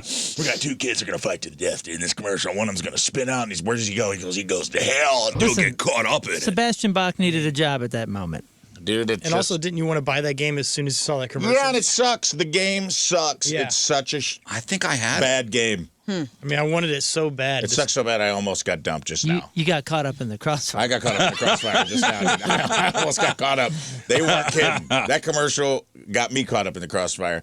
It literally was like, we're going to have a hellscape Lord of the Flies situation. Somebody's just like, hear me out, Fred, hear me out. It's no bad ideas. And it's like, and the kids, they all want to kill each other, okay? In the same vein, there was a commercial for a thing called Sky Fighters, and I got sold on that, and that's all I wanted. You I was got like, caught up in the sky. I got caught up in the Sky Fighters, and I was like, listen, don't get me anything for Christmas. I will sacrifice my birthday come in March. Just get me Sky Fighters. And I put that thing together, and the things wouldn't stay on the track, and I was just like, all right, I made a mistake. Please take this back. Was there? Oh, dude, Skyfighters had it looked like Dude, the commercial was perfect. Top Gun. Yes. Now, you're in command of a Navy F-14. Head-to-head against an enemy mate with Sky Fighters. The electric air combat system. It's the same song. That's what I'm saying. Sky Fighters! They sold me on Sky Fighters. Your scrambles to intercept him. Make the hole for it. Pilot voice is not included, and I had to say it. Dude. Pilot voice is not included. I got sold on this piece of crap. Is there, in my mind, do you remember the game Mousetrap? Oh, yeah. Oh, yeah. That commercial made you want that And that game also so sucked. freaking bad. Well, it was fun to play the first time, and then you're like, all right. It's fun the first time, and then somehow it's you pull it a basically second just- time, and there's pieces missing already. It's just basically a giant Rube Goldberg machine Yeah. that you get to play. But I can't. I feel like there was a song in that commercial, but maybe it was just so cool the way the. Hey, give that back! Mouse trouble? Then you need Mousetrap. Mousetrap, I guarantee It's the craziest trap you'll ever see. The first to capture everyone else's mouse is the winner. Just turn around and snap the blank and boot the marble right down the chute. Now watch it roll and hit the pole and knock the ball in the rubber duck tub, which fits the man into the pan. The trap is set. Here comes the net. Ouch! Mouse trap. I guarantee it's the craziest trap you'll ever see. I knew you were a winner.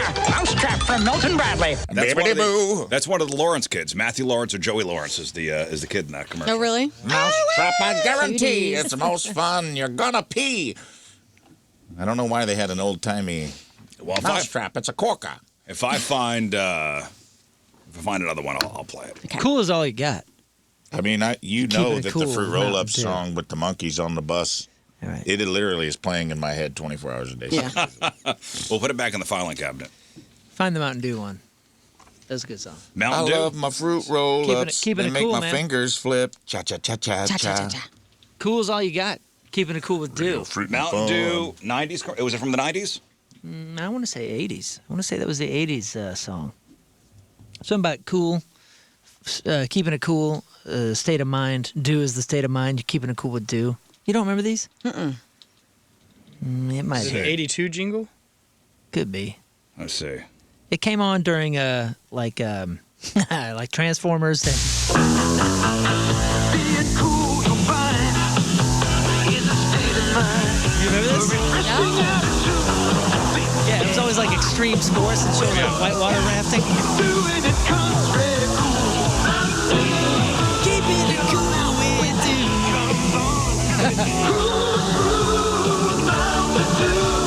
Yeah, it's got like hot blonde chicks. Doing it country. Cool. They probably didn't air that where I live. They did a bunch of different versions of it. And like one was a country one was like just like a fast pop one. You could tell what like these commercials are put online, all taped off VCR. That's how I like love them. it. It's That's cool how to I- see things that way. I think that's how I know them. Is like my aunt taped some G.I. Joe episodes and the commercials just off TV, and I would watch them, and the commercials would be in it. Well, we would just park ourselves in front of the TV and we'd watch through the commercials because we had no skips. Yeah, you didn't. And I bet Nothing you was on I bet demand. you we all know the lyrics to the Toys R Us song. Of course. I couldn't tell you other than I don't want to grow up because baby if I did or whatever it was. I'm a Toys R Us kid. But there's like a whole verse to it that I bet you all of us could hit once we hear it again. I love that nostalgia, man. The Toys R Us song, yeah. I read a thing the other day that like our generations love nostalgia so much because we were the last generation to actually have it. Like before things went completely digital and everything is so available all the time. Yeah. Well, also we're kids of that era. I think what's the old saying, and I'm going to butcher it, but it's like you experience life once in childhood, and everything else is just memory because you're taking everything in for the first time. Yeah, man. That's great. That's You experienced life one time, dude, as a child. Hey, I do want to get to this story before we hit crap on. There is a prominent St. Louis family leaving town. the Exodus. Oh my Oh no. You know who this is? God. Did you see the story? No. End of an era. Oh no. Who? Joe Buck and family Stop. packing up. How dare you, Joe? You We go should- to my You're town dead and to country us. Don't blame- Target. You're dead to us. Don't blame him. We should look internally. Look at ourselves. What did we do wrong?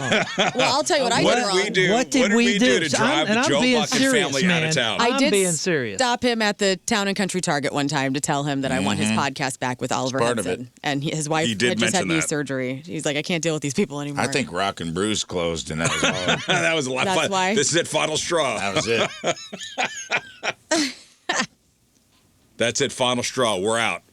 Aw, Joe, don't leave. Joe, Buck, and family packing up for where are they moving to? Turkey. Montana. Everybody's going to Montana. The villages. That is Turkey? that's Turkey 'cause of the that's hair? a deep one. He wants to Wait. be closer to Hey, his. nicely done, Ray. Give me- Thank you. Give me Nicely done. Branson. West Coast. Branson. Or you know what? Branson. South Carolina. I think he's got a house on the West Coast. Yeah, he's going to LA. New York City. Nope. Where? Nope. He's moving to Denver. Really? Okay. What the hell? We lost him to Denver. You know what? That makes We sense. lost Joe Buck and family to Denver. To piggyback this on the Hudson Hahn family, I mean, the Hudson Hahn family, they have a ranch in Colorado. So maybe the podcast's coming back, guys. This is great.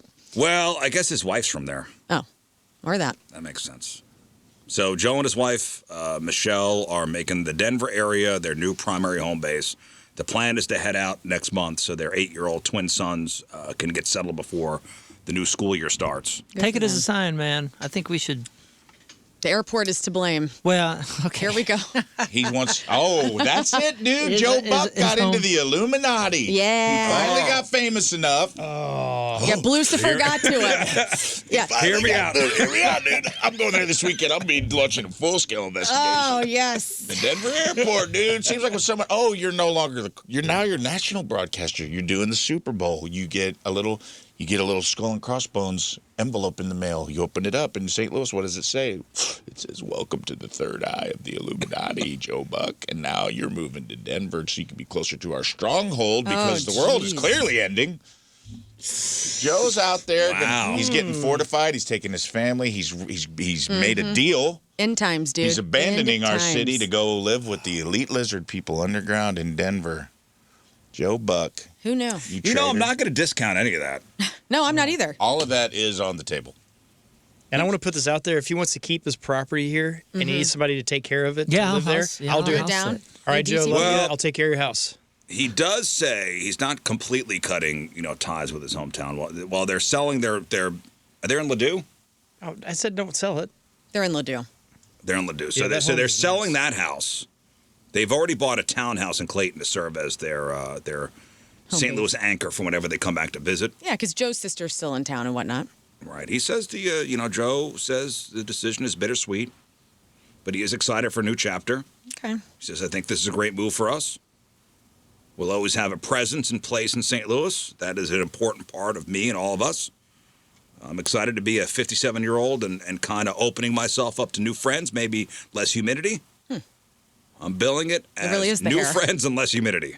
Yeah, it's the hair, dude. He is going to dry heat and better humidity in the mountains. Well, his wife, she grew up in Colorado before her career took her to L.A. because she's on ESPN. Mm-hmm. Her career took her to L.A. and then eventually here to St. Louis. And they started discussing the idea before they even got married 12 years ago. But they stayed put while Joe's daughters from his previous marriage finished high school up here. And now the girls are adults. Joe actually surprised Michelle by buying a lot in Colorado where they're currently building, I'm sure, what is a Massive house. massive house. Yeah, good for them. So that's it. That's it. The region has had a Buck representing them on a national sports stage for over 50 years, dating back to Jack. Is this a gut punch for people? No, people are pissed. I bet. Let the man live his life, Yeah. for God's sakes. He'll always be ours, you know what I mean? He's the Buck. I disown him. Goodbye, Joe. Dude, what's funny is you're saying that as a joke. There are a lot of people in the city. Oh, yeah. that Oh, I'm not literally joking. Write him off. I'm not joking. It's so silly. Like we Well, are. his we mom are silly and people. Sister Julie are here still. Right. And I include myself in that. I'm not the Joe Buck hate because I like Joe a lot. I'm saying we are strange people. Yeah, we're from possessive in this from town. this town, dude. We are. You screw with us once, What we're do you done. mean? What do you mean you're moving away? I saw this guy. What do you mean? I saw this dude post on Instagram or TikTok or something. Like, it just came across my feed, and it was a St. Louis guy, and he goes, "Man, I just went down to Texas, and I got to tell you, we are some rude MFers here in St. Louis." We are? And he goes, we talk a big game about how nice we are, and he goes, I went someplace where people are actually nice, and it made me realize we're pretty cold. Oh. We are pretty cold here in St. Louis. He's like, we are not as welcoming as they were welcoming in Texas. Because Really? I was so surprised how people. We're pretty nice here. Well, the more south you get, the nicer you get. I think It's we're just- We're truly, at I hospitality. think we're truly nice. Wasn't Dallas. But he was talking about the welcoming factor. He's like, we are not welcoming. And honestly, he's got a point. I travel for a living, man. I see it. Like, we are really good, nice people, but we are pretty shielded. And we're not super welcoming. And Well, we there is steal a stuff difference. for people. That's the welcoming committee in Well, this town. all I'm imagining is typical St. Louis man with his St. Louis, Cardinal hat on, and he's got a St. Louis shirt on, something about the 314. He's got his 314 tattoo. Kind of like what you look like right now. Did you just Oh, yeah, I do have describe me and you? I have an STL Are you talking about I have yourself an right now, STL hat pal? on right now. Yeah, well, it's because you're a tourist. What's up, Joe? What do you mean you're moving? Wait, what do you mean? You're moving away? Bro, I always hated you. Hate you, Joe. I hate you, Joe. I hate you, Joe. I knew I hated you for a reason. I liked your dad more. What? Let this man live. This is such They a nice lunatics. family, too, man. He still says he's gonna do the, and he actually came out and said, I'm still gonna do the charity work. Right. I'm still going to do my annual golf tournament, which has raised, $15 million for St. Louis Children's Hospital. I'm still going to go to Hans Wyman. I still bought a place in St. Louis, so I'm supporting the town still. Yes, that's fine. Yeah. Get out of here. He's still a St. Louis resident. We're just losing more of his time. I don't know. I'm going to need some time. You need some time? Okay. Are you sitting I'm down? going to need some time. All right, let's do Crap on Celebrities. Here we go.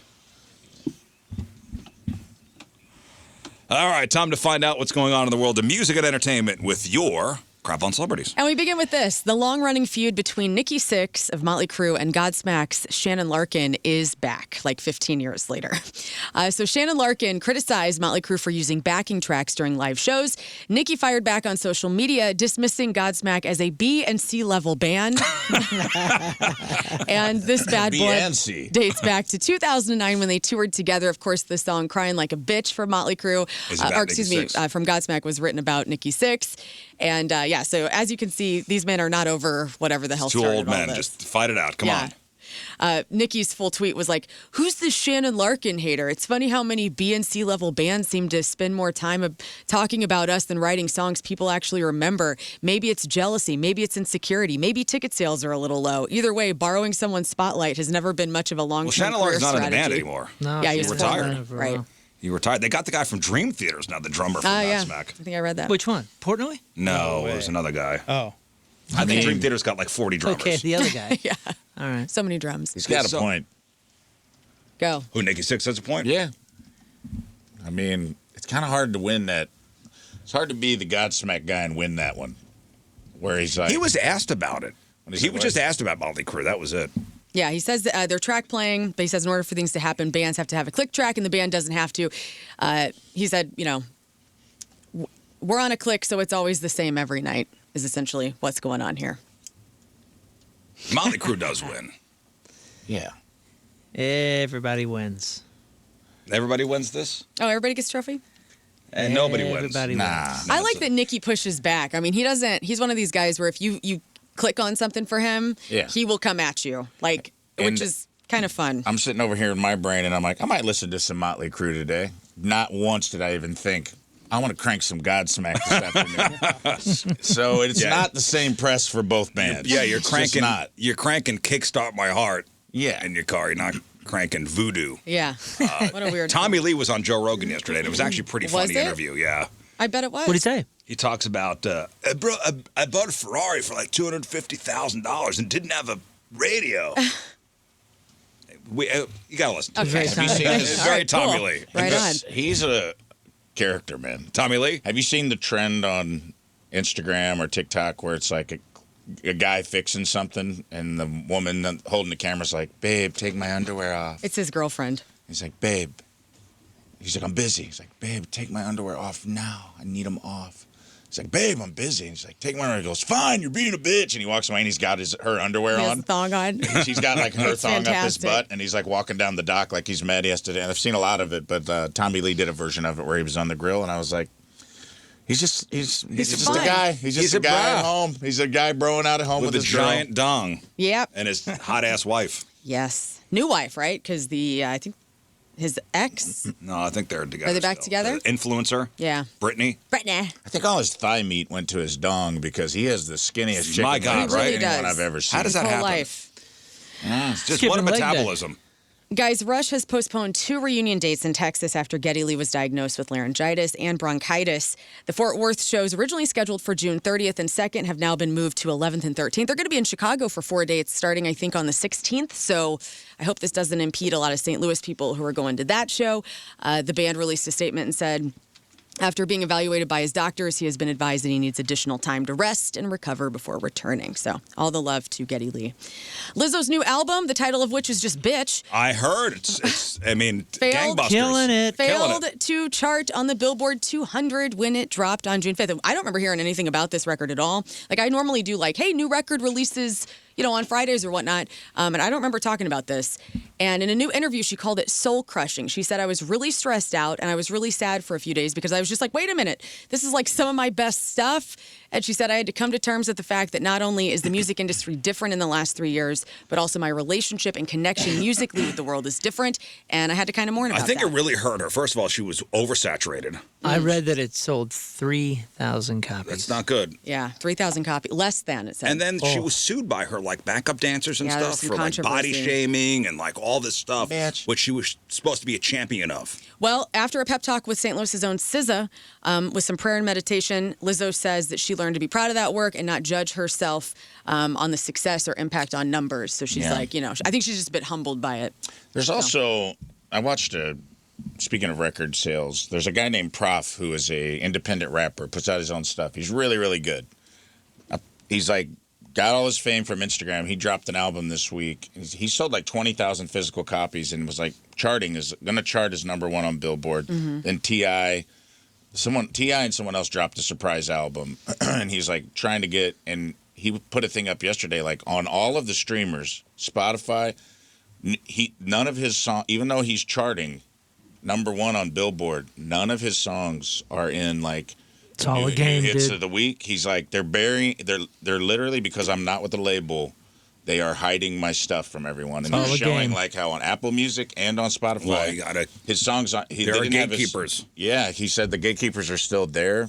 It's just interesting because he's like, I literally have to sell physical copies to make #1 on Billboard because no one is, because it takes like 1,000 streams to equal one physical copy. Just, just think about some of these cultivated playlists that Spotify makes for you. Yeah. They could put whatever they want in there. I know. But what was crazy is he went over to like the #1 streaming and he was there. So his new single was still on, because they can't hide that. It was still on like top streaming, but they weren't pushing his music or his album in any of like the new playlists or new albums. And I'm like, it is kind of the industry. I mean, I don't work in the industry. But there's been this way. But it's definitely changed a lot. It's been this way forever. Well, and some good news. Evanescence's Bring Me to Life goes diamond. After more than 20 years after its release, Bring Me to Life has officially gone diamond, earning an impressive 11 times platinum certification in the U.S. So the song surpassed 1 billion Spotify streams in 2024, and it is one of rock radio's biggest modern classics. So congratulations to them. They'll be in town later. 11 billion. Crazy. I'm sorry, 11 million. 11 million, excuse me. 11 billion. Sad news, guys. Breaking this morning. Rest in peace to Victor Willis, the unmistakable voice behind the Village People. He's died at the age of 74. The band's lead singer, co-founder, passed away Tuesday after his family described a short but aggressive illness. And so we are going to YMCA in his honor. He wrote all the hits.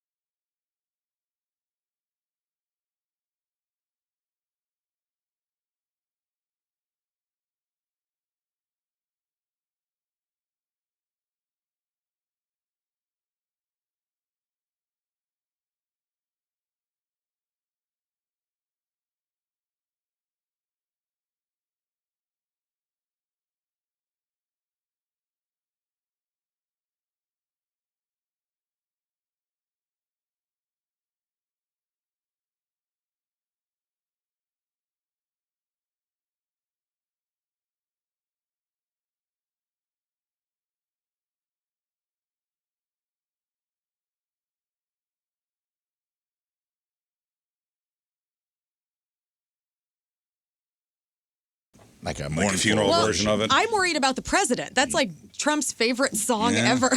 Yeah. Oh, man, his 250 celebration is ruined. Young man, Willis. Why did you do this? to feel down. Young man, we put the police chief in the ground. It's like all the other Village People are like standing at attention. Well, there's got to be a bagpipes version. Yeah. Oh, geez. No thanks. Yeah, no thanks. Let's not get Too into far. that. Bam Margera recently opened up about his intense battle with substance abuse and his ongoing journey towards lasting sobriety.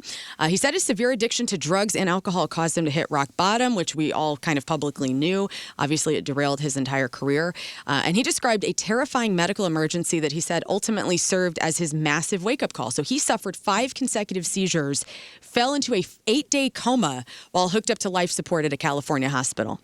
He also stated that it was just overwhelming stress while he was like actively in his addiction, and of course the heavy public fallout from former friends, people that don't even know him.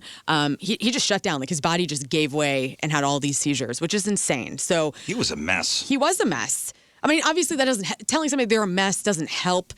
But I'm glad that he got the help that he needed because he has been, rebuilding into recovery. He says he's trying to help his family relationships. He's back to skateboarding, I see. He's back to skateboarding. And he concluded by noting he wants to leave his destructive past behind and completely commit himself to a healthy lifestyle and just change the way people think of him. So way to go, Bam. Awesome. I hope he gets his crap together. Well, what is this healthy lifestyle? No more jackass stunts then? I guess not. Nothing's healthy Was about he not that. in the movie? I didn't hear anything. It's archival footage. Oh, so he is because it's old. Okay. The Television Academy has unveiled its newest Hall of Fame inductees. So this year's class includes South Park creators Matt Stone and Trey Parker, Ted Danson, Gene Smart, Netflix co-CEO Ted Sarandos, HBO documentary pioneer Sheila Nevins, and the late 60 Minutes journalist Ed Bradley. So they will all be honored in LA on August 13th. TV Hall of Fame. Shrek 5, the trailer is sparking fan backlash, guys. People are pissed off. So can you guess why? No. Shrek's hot. Shrek is older. Fiona looks like she's had a little Botox. Oh, really? Yes. So fans say Fiona looks noticeably thinner, younger, and more Hollywood, while Mr. Shrek has naturally aged. And so critics are arguing that this goes against the original film's message that Fiona embraced who she was. She wasn't a typical pretty princess. And social media has been flooded with complaints about the character's redesign. They are pissed. People are complaining about that. So Fiona is hotter. Yeah. Cameron Diaz character. And Shrek is uglier. Is more ogre-ish. He's just older. He's an old ogre. So people are upset. People are upset. Oh, okay. People get mad about anything. And finally, the Top 10's website ranked the funniest movies of all time. The funniest movies of all time. Oh, yes. And we have, so let me give you the years, like the range. So the oldest movie on this list was released in 1974, and the newest movie on this list was 2009. Show me Blazing Saddles. That is number 9. Ooh. That was the youngest on this list. Or the oldest, excuse me. So that's 74? 74. How about The Jerk? No. Dumb and Dumber. Dumb and Dumber is number 3 from 1994. Show me Airplane. Airplane is number 2 from 1980. Happy Gilmore. Again, funniest movies of all time. Are there any Adam Sandler movies? Yes. Number 6 is Happy Gilmore from 96. Okay, no more Sandler movies. No. Ace Ventura. No. Oh, man. Any Jim Carrey movies? Yeah. Dumb and Dumber. Oh, Dumb and Dumber. No. Tommy Boy. Oh, yeah. No. Oh, Tommy Boy. What could number 1 be? Monty Python, Holy Grail. That is number 1 from 1975. Good job, you. Total guess. That was great. Now, number 4 on this list is a movie that you just recently watched. Superbad. Three Amigos. Superbad is number Borat. 10. Borat is number 4. Dude, it holds up, man. It really does. is good. Now you need Team 5, America. 7, and 8. No Team America. Step Brothers. Step Brothers is number 7. Whoa. Whoa. Now, number 5 is from 2004, and number 8 is from 2009. Dewey Cox. No. Ooh, Wet Hot American Summer. No. What are yours 2004, again? you say. 2004, 09. The Hangover. The Hangover's number 8 in 2009. And So Bridesmaids. number 5 is from 2004. You're right. Bridesmaids? Gotta No. be an Apatow. Old school.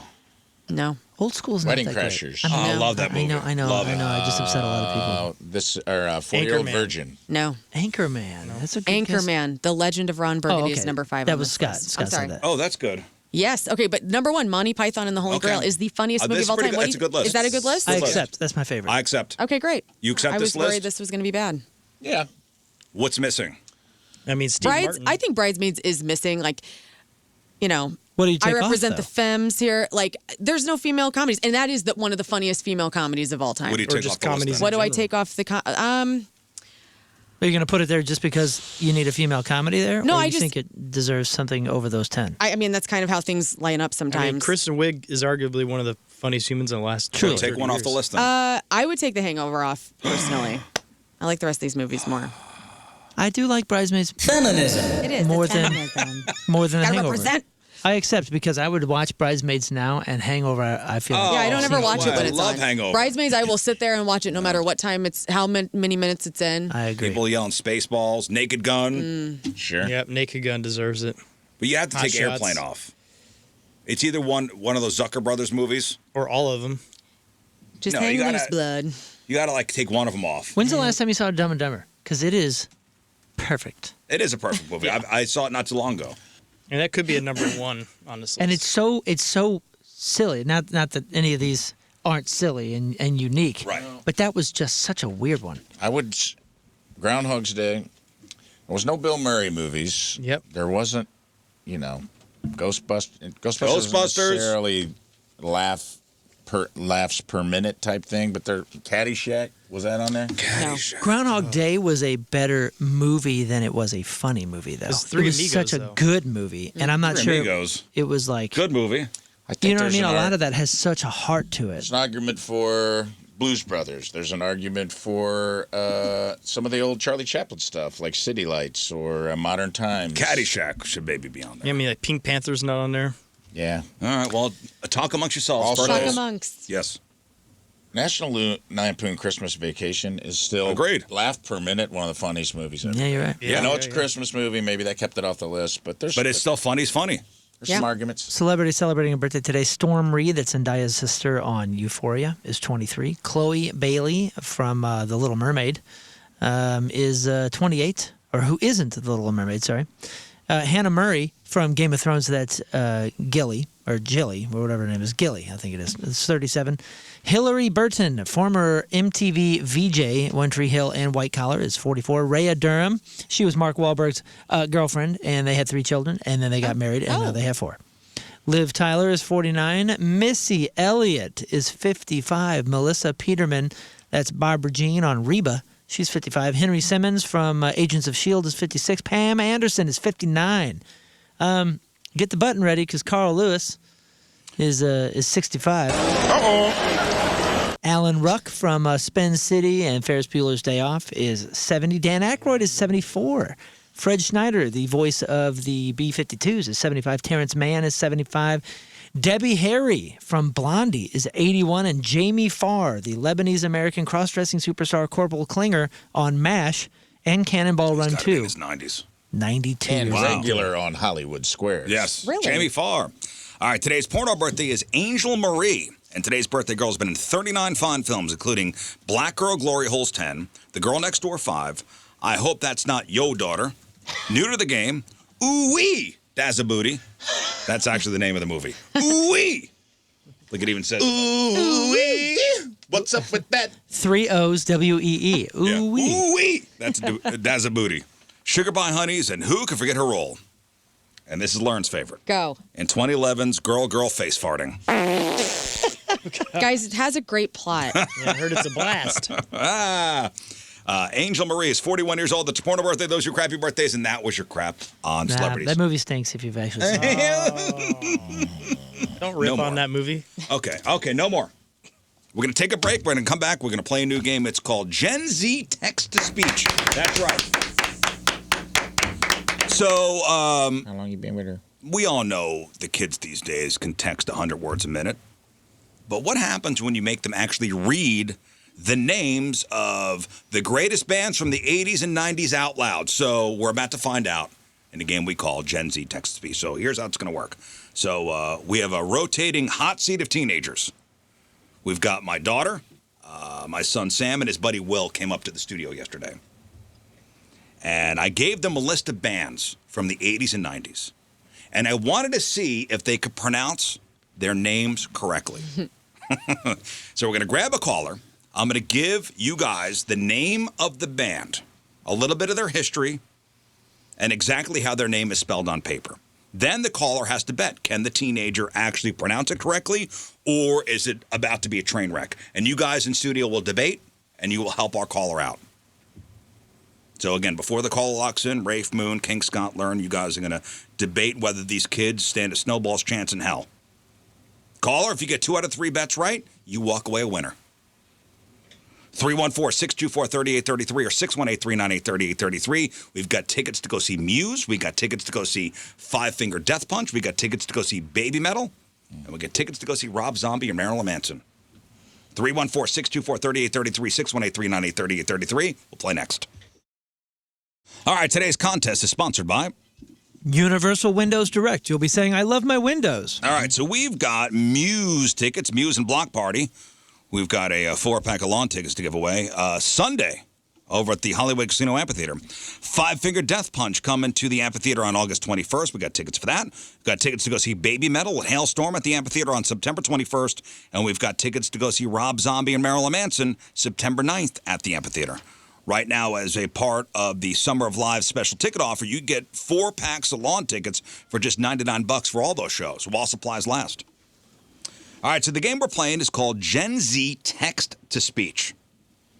So here's how it works. We got a rotating hot seat of teenagers. We've got my daughter, we've got my son, and we got his buddy Will. They were here after the show yesterday. I gave them a list of bands or acts from the 80s and 90s, and I wanted to see if they could pronounce them correctly. Mm-hmm. We'll grab a caller. You guys on the phone will have to bet. Can the teenager actually pronounce the name correctly, or is it going to be a train wreck? Now, before you lock in, the cast in studio here will debate. And if you get 2 out of 3 bets right, you walk away a winner. So let's go to the phones. And we've got Jared and Arnold. Good morning, Jared. Hey, how's it going? Happy birthday, Rizz. Thanks, buddy. All right, so the first band that I had my son try to read was In Excess. Now, In Excess is spelled INXS. Now, if you didn't grow up seeing that iconic, MTV logo, a teenager's default setting is to read it like a single word. Yeah, I don't think he's gonna get that one. So, what do you guys think? I think you will not get it. So, In Excess is INXS. Will my son be able to pronounce it correctly? He's been in the car with you. I'm sure it's popped up. No, that's a good point. Yes. But he didn't probably hear him say it if it just came up on the car. Yeah, believe me, kids aren't really paying attention. Even though they might have to the music. You may have heard it before, but I don't. I say no. You say no? Okay. I'm going to say yes. You say yes? Rafe? I do not think he will get it. Scott? You say no? I mean, I think he will, but I guess, do I need to go with the majority here? No, just whatever you think. Yeah, I'll say yes. All right. And Jared, you say no? I said no. And Sam said? Inks. One correct, Jared. All right, the next band is Depeche Mode. And I had Sam's buddy Will try to read this one, Depeche Mode. Now, it's spelled DEPECHE mode. So it could be Depeche Mode. It could be Depeche Mode. Depeche. Depeche. The trailing E on Depeche is an absolute gamble. So do you think the teenager was able to say Depeche Mode correctly?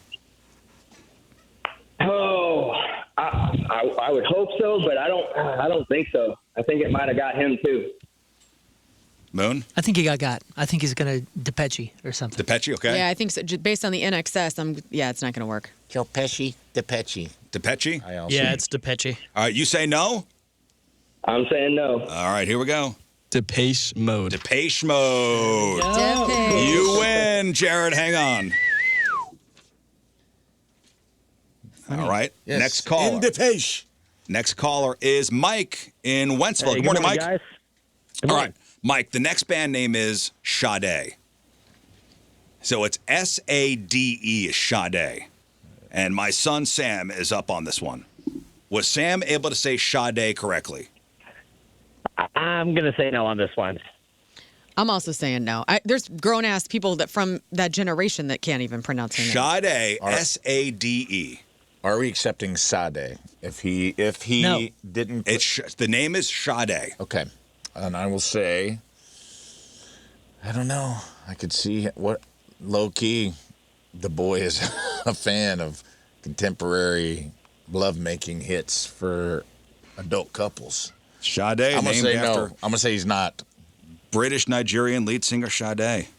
Scott. Let's see here. Is he a pretty ordinary kid? I'm going to say he will not get it. All right. Mike, you say no? I'm an absolute no. I say no. All right. Here's Sam trying to say Sade. Sade. Sade, yes. One right. All right. The next band is Queensryche. Ah, yes. Queensryche. Now, look how this is spelled. There's an umlaut. Yeah. Queensry with an umlaut over it, CHE. Queensryche. That Y is going to throw them off, I feel like. I'm going to go no again. Progressive heavy metal pioneers from Seattle who got mainstream success in 1990 with Silent Lucidity Empire. was their big song. So Queensryche, and this is Sam's buddy Will. So you say no? I'm leaning towards no at the moment, unless the guys can talk me out of it. I think this is the only one that there's a chance. I don't know the kid. I know Sam, but I don't know the friend. This friend is up here, right? Yeah, the friend is up. And the friend may have had one of them uncles, one of them uncles was all telling about Queensryche and these types of bands. I remember coming across this name the first time in high school and figuring it out on my own. I think there's a 50-50 chance he may guess it right. I'll say yes. Learn Queensryche. Yeah, just looking at the word, I think there's he'll be able to get it. Oh, okay, saying yes? Yeah. It's the same kid that did not get Depeche Mode. Right. Without an umlaut. The only thing that I'll say is the umlaut is over the Y and it doesn't change the pronunciation. But if you have an uncle that likes Queensryche, he doesn't like Depeche Mode. So, you know what I mean? You're not gonna mix those two. Be able to pronounce it? I think he's got a shot because the umlaut doesn't. They didn't show me any inkling of change. They haven't picked up on Sade or any of. They're pronouncing it as it looks. Yeah. And Queensryche does. It is even with the umlaut. The Y is pronounced as it looks. So I do think there's a chance. I'm gonna say he got this one. Scott. Ooh. I'm going to say no, he won't. Because it could be Queen's Rich. Yeah. Queen's Richie. Yeah. Mike, what do you say? I think I'm going to go with yes. I think they talked me into that one. Did Will pronounce Queensryche correctly? Queensryche. Got it. Got it. Got it. Wow. My child is a metalhead. All right, hang on, Queensryche. Mike. You win. Depeche Mode fooled him because it ends the same. All right, let's go to Queensryche. Nick in Sunset Hills. Nick. Hello. All right, Nick. The next band is Kajagoogoo. Kajagoogoo, and that is Kajagoogoo. Now, my daughter's up here. Mm-hmm. Daniela is here doing this word. Kajagoogoo. I don't think she's going to get it. I think she will. This is a British band, new wave act that achieved peak 1983 style with gravity-defying hair and the hit "Too Shy Shy, Hush Hush, I Do I." Kajagoogoo. Yes or no?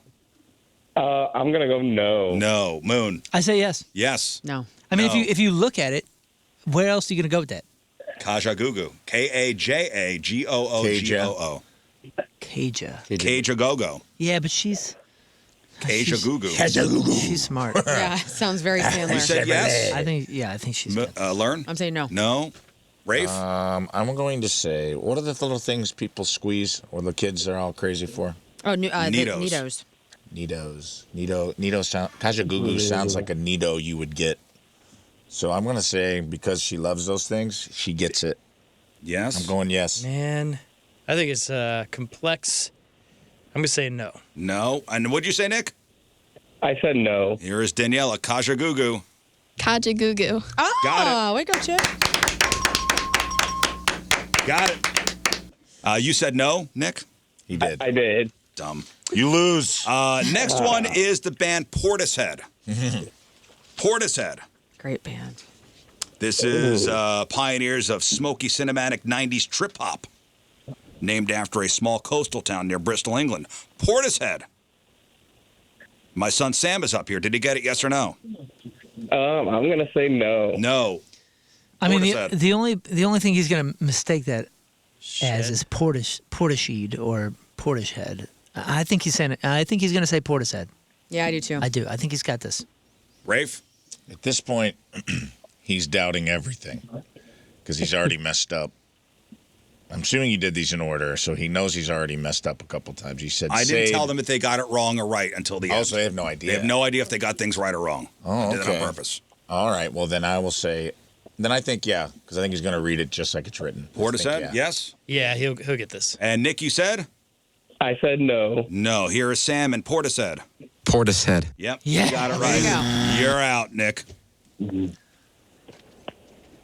Okay, let's go to Bryce. Hello, Bryce. Hey, how's it going? All right, Bryce. The next band is Bjork. BJORK. Now it's that guy Will, his buddy Will, who got Queens right correct. I think he's come across this. Bjork, B-J-O, with the umlaut over the O-R-K. Bjork. What do you say, Bryce? Yeah, I'm going to say that's a big fat no. No. Moon. I'm going to say he's seen this before and has played it out in his head before his 16th year. He knows. Okay, Bjork. No way. No. Rafe, Bjork. He's gotten the umlaut right once. I'll roll with the kid. I think he's seen the word fjord, and he pieced it together. He says yes. Yeah, he's got it. He's going to get this one right. Bryce, you said no? No, correct. Bjork, here we go. Bjork. Got it. Impressed. I'm batting 1,000, dude. All right, my son Sam is up next with Luscious Jackson. Luscious Jackson. Lucius. Luscious Jackson. Bryce, what do you think? I think he's going to get that one. You said yes. I, too, think he will get this. I agree. Yes. Luscious Jackson. I thought it until Lauren said Lucius out loud. I think he might biff it. I'm going to say no. No? Dang. Scott? I'm going to say, yeah, he's going to get it. All right, and Bryce, you said no? No, yes, he is going to get it. You said yes, he's going to get it. Here we go. Sam and Luscious Jackson. Lucius Jackson. Luscious Jackson. No. Out. Oh, Sam. Nice. Lucius. Well, Dang it. There goes my perfect game. Cody. Yeah, happy Christmas, Rizz. All right, Cody. The next band is Chumbawamba. I think I'll get it. Chumbawamba. And remember, Chumbawamba is spelled Chumbawamba. It's Yeah. W-A-M-B-A. Chumbawamba. Who's this? Is the friend? This is Daniela. Daniela. Oh, This is my daughter trying to do Chumbawamba. she might get it, dude. You got contact Goo, so I think she'll be good. Yeah, she did Contra Goo Goo. I bet you she says Chumbawamba, and you're not going to accept that, correct? It's got to be Chumbawamba. Okay. I think she says Chumbawamba, and it is You wrong. said no. Learn Chumbawamba. Yeah, I think he'll get. Yeah. Okay. Rafe. Chumbawamba. Daniela. I think you're a closeted Chumbawamba fan, and you've talked about it at the dinner table enough. It's like, are you guys rocking Chumbawamba? I drink a whiskey drink, I drink a vodka drink. I think she's heard you say it enough that she pieced it together and says it correctly. Yes. she's in dance, and I'm sure she's danced to this their hit What? at least once. She's had to have. So I'm going to say yes, she's got it. And Cody, you say yes or no? Yes. Chumbawamba. Chumbawamba. Yep. Dang. Good And job. Impressed. said it perfectly. Yeah. Perfect. That was perfect. Good job. Good job, girl. Cody, you said no or yes? I said yes. You said yes. All right, great. Next one is Sinead O'Connor. Sinead O'Connor. Who's up? The boy? Sam. Sam is up here because Sade's up. Sinead O'Connor is Sinead. I don't think Sam knows Gaelic.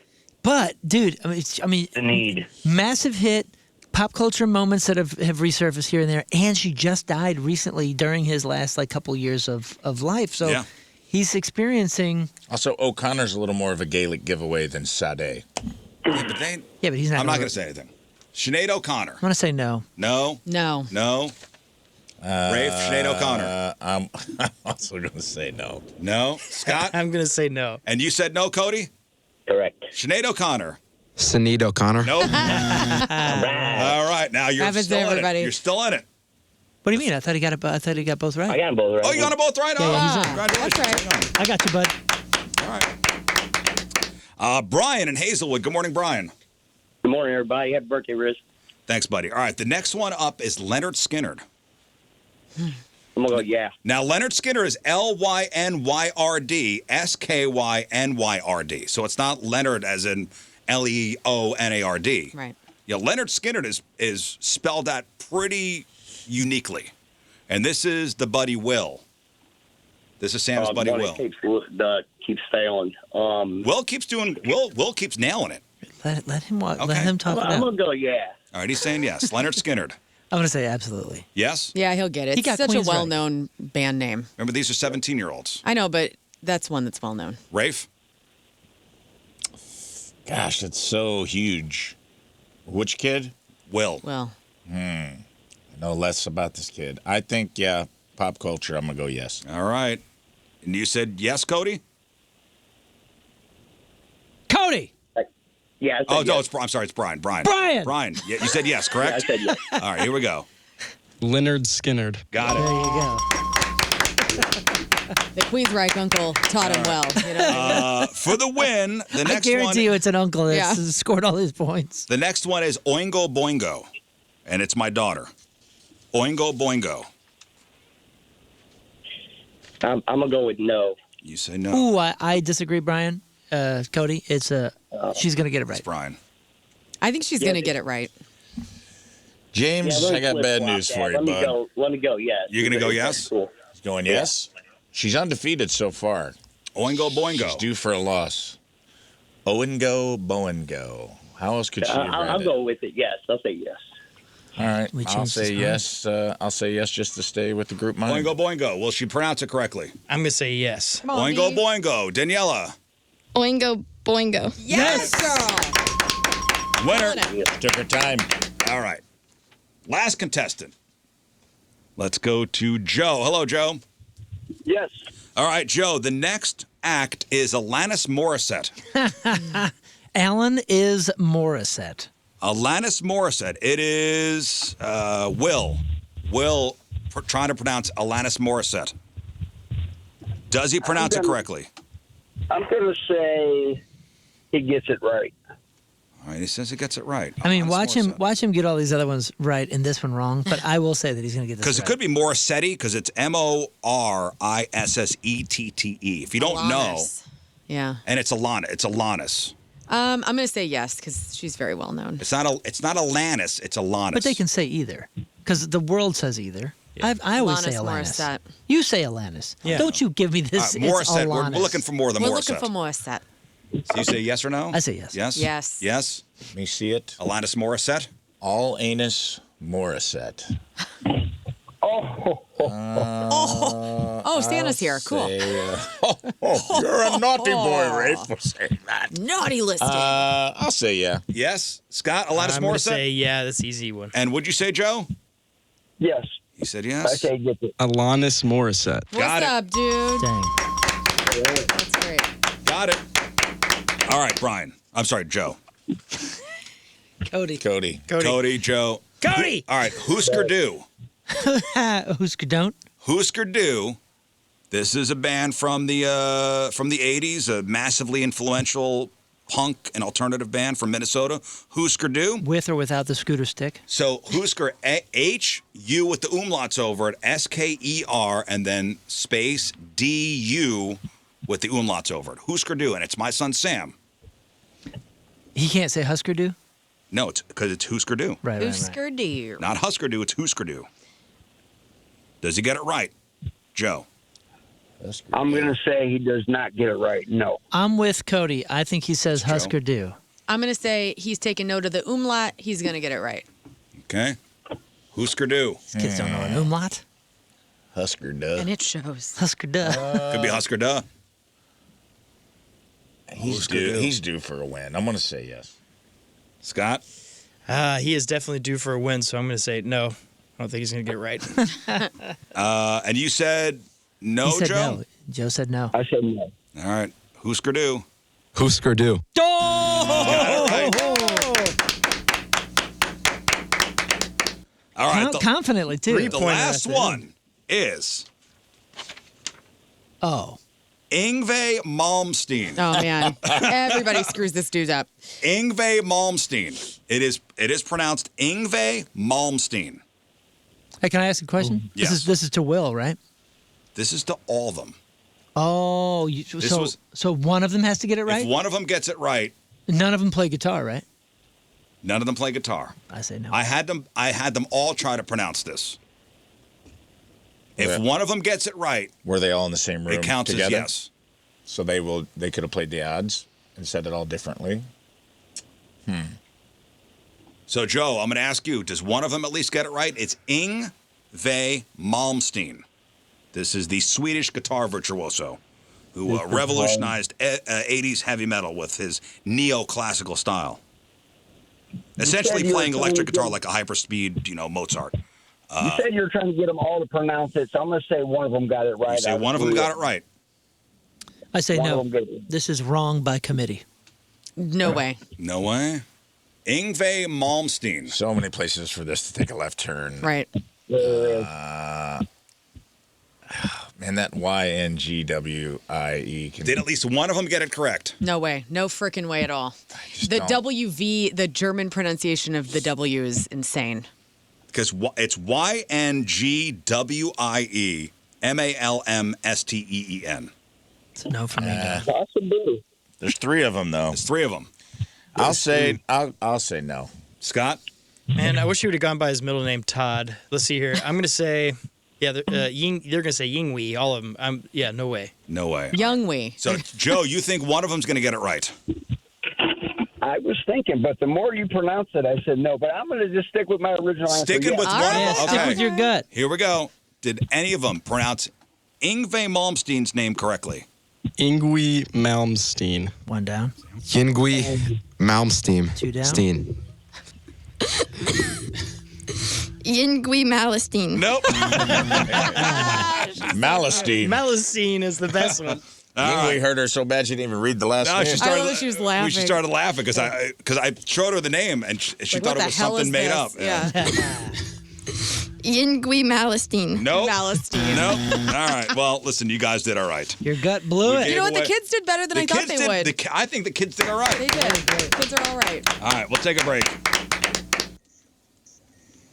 We'll take a break. We'll come back. We'll talk to Chris Kerber. My favorite show, The Rizzuto Show. Happy birthday, Rizz. And we welcome Chris Kerber to the show. Good morning, Chris. Morning, everybody. Happy Bobby Bonilla Day. That's right. It is Yeah. Bobby Bonilla And Day. also with you. So today he gets paid $1.135 million up until 2035. Pretty impressive. Well, how about that deal? That's wild, isn't it? So all that deferred payment, and he's set. I mean, he's set for life.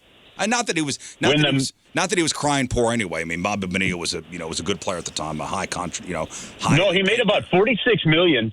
Was his total contract totals over his career. And when he retired in 2000, 2001, somewhere in there, the Mets went to buy him out and had $5.9 million left on the deal. And Wilpon was the owner of the Mets at the time, right? And Bobby Bonilla agreed to defer the payments with 8% interest, right? For a certain amount of time. Well, I guess Wilpon invested that money with Bernie Madoff. Everybody knows what happened with the Madoff scheme, right? And in the end, the way it worked out is that deferred money gained enough interest so when they started paying him out starting in I forget, 2011 or something like that, it ended up being the total payout ends up being $1.2 million. He's going to make another 40-something million off that $5.9 million. And every time that calendar flips to July 1st, he gets that paycheck. Wow. That's so awesome. Yeah. But Rizz, did you know this? He did the same thing with the Baltimore Orioles to a degree. So, the Baltimore Orioles pay him $500,000 on the same day every single year for till 2030 or something like that. That's so cool. I think that's amazing. Yeah. I think that's amazing. It's brilliant. Is that what Ohtani did too? Shohei Ohtani, I think, deferred his payments. Well, yeah, a lot. So I don't know the total details of that $700 million contract, but a lot of it was deferred. And actually, the Dodgers did that with several players where they deferred some money. Now, if you think about it, so for some of the players, there's tax implication. This happens in the NHL too.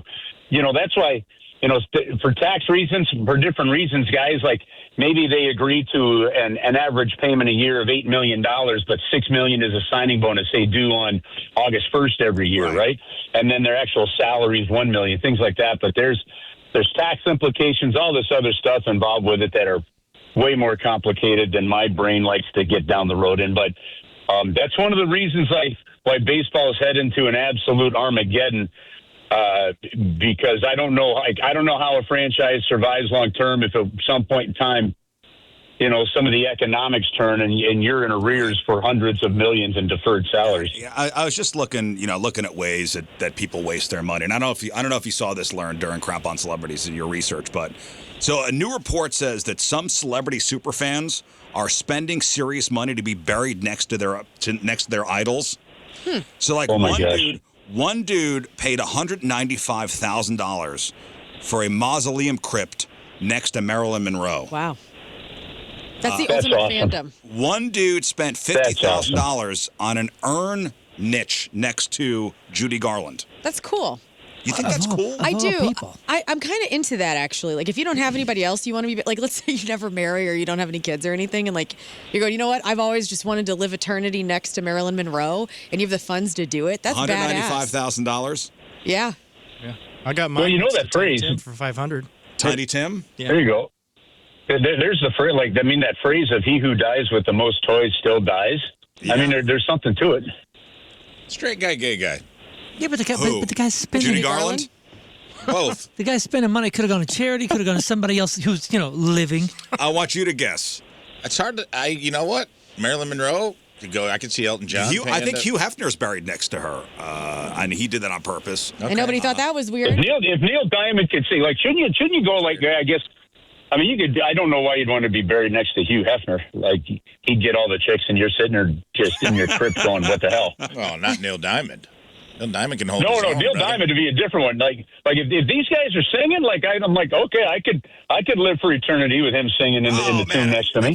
That's a great one. Be buried next to Neil Diamond, the Jewish Elvis. Yeah. That'd be cool. Who would you be buried? Now, Moon, play along. Don't worry about the fact that we've screwed over some charities. If you had to pick somebody, who are you getting buried next to? Oh man, me? Oh geez. I don't know. Let me think about it. But before you hang up, I'll have an Beethoven, answer. Mozart. No. What are you? I don't even know where those guys would be buried. George Washington. It's honestly, it's more where than who I'm next who? to. So who's buried in cool places? Jim Morrison's in Paris.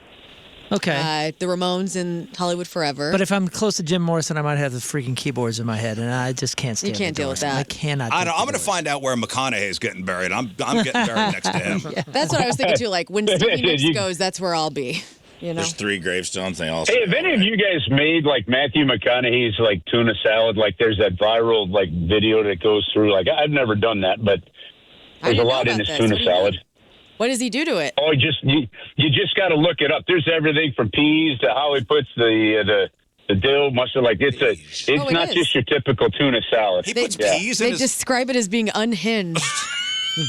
Yeah. Matthew McConaughey's unhinged. Here's tuna what's in salad. it. Curbs. Here's what's in it. So you got mayonnaise, white vinegar, lemon juice, wasabi paste, Italian dressing, a red onion, dill pickles, jalapenos, a chopped apple, fresh corn kernels, frozen peas, and some tuna. Okay. That's not too crazy. That's definitely a high. That is a. I was very high, and here's what I had in my kitchen. Yes. Yo, if money wasn't an option, you know where I'd go? I'd go to Westminster Abbey or somewhere in the Pantheon, because those are the 2 coolest places. You're surrounded by like some of the coolest historical figures ever. There you go. Isn't Shakespeare in the Abbey? I don't know, man. That sounds boring. But You leave him alone. That's Me and where he wants McConaughey are going to go. play bongos naked into eternity. I'm at one of the most beautiful tourist attractions of all time. The Pantheon With is the naked bongos. You could sit there, be stoned with McConaughey, pretending you're at the Abbey. Right, we'll be wherever we want, man. Oh, you know who I'd be? I'd be next to Voltaire, who I believe is buried half in and half out of the church because he said that the church could never decide if he was in or Voltaire? not. Voltaire. What do you mean half in, half out? Like he was exiled from France twice. Okay. And when he was buried, I think his request, and I don't know if they did it, but his request was to be buried half in and half out of a church, as in one of those. What do they call those? Not mausoleum, but it's like you know where they put like a tube. It's like a tomb kind of thing inside a church. Oh yeah. like crypt. A crypt. Thank you. He's like he requested to be half in and half out because the church could never decide whether he was in or not. Oh, I'm into that. Voltaire, my ass. Voltaire's my favorite. Rafe. You know where I'm going, dude. You put me right next to that statue all the ladies rub their genitalia on, and whatever that guy Oh, is. yeah. Also in I'm France. going to be like, shorter line over here, ladies. Just put me, just like Han Solo me in that carbonite stuff. Put me, and well, get me, hopefully, do me right. Fluff What if me they up. don't though? You've seen the sculptures of Chris, these times. Fluff me up a little bit. There's a statue. Yeah, but here's the thing.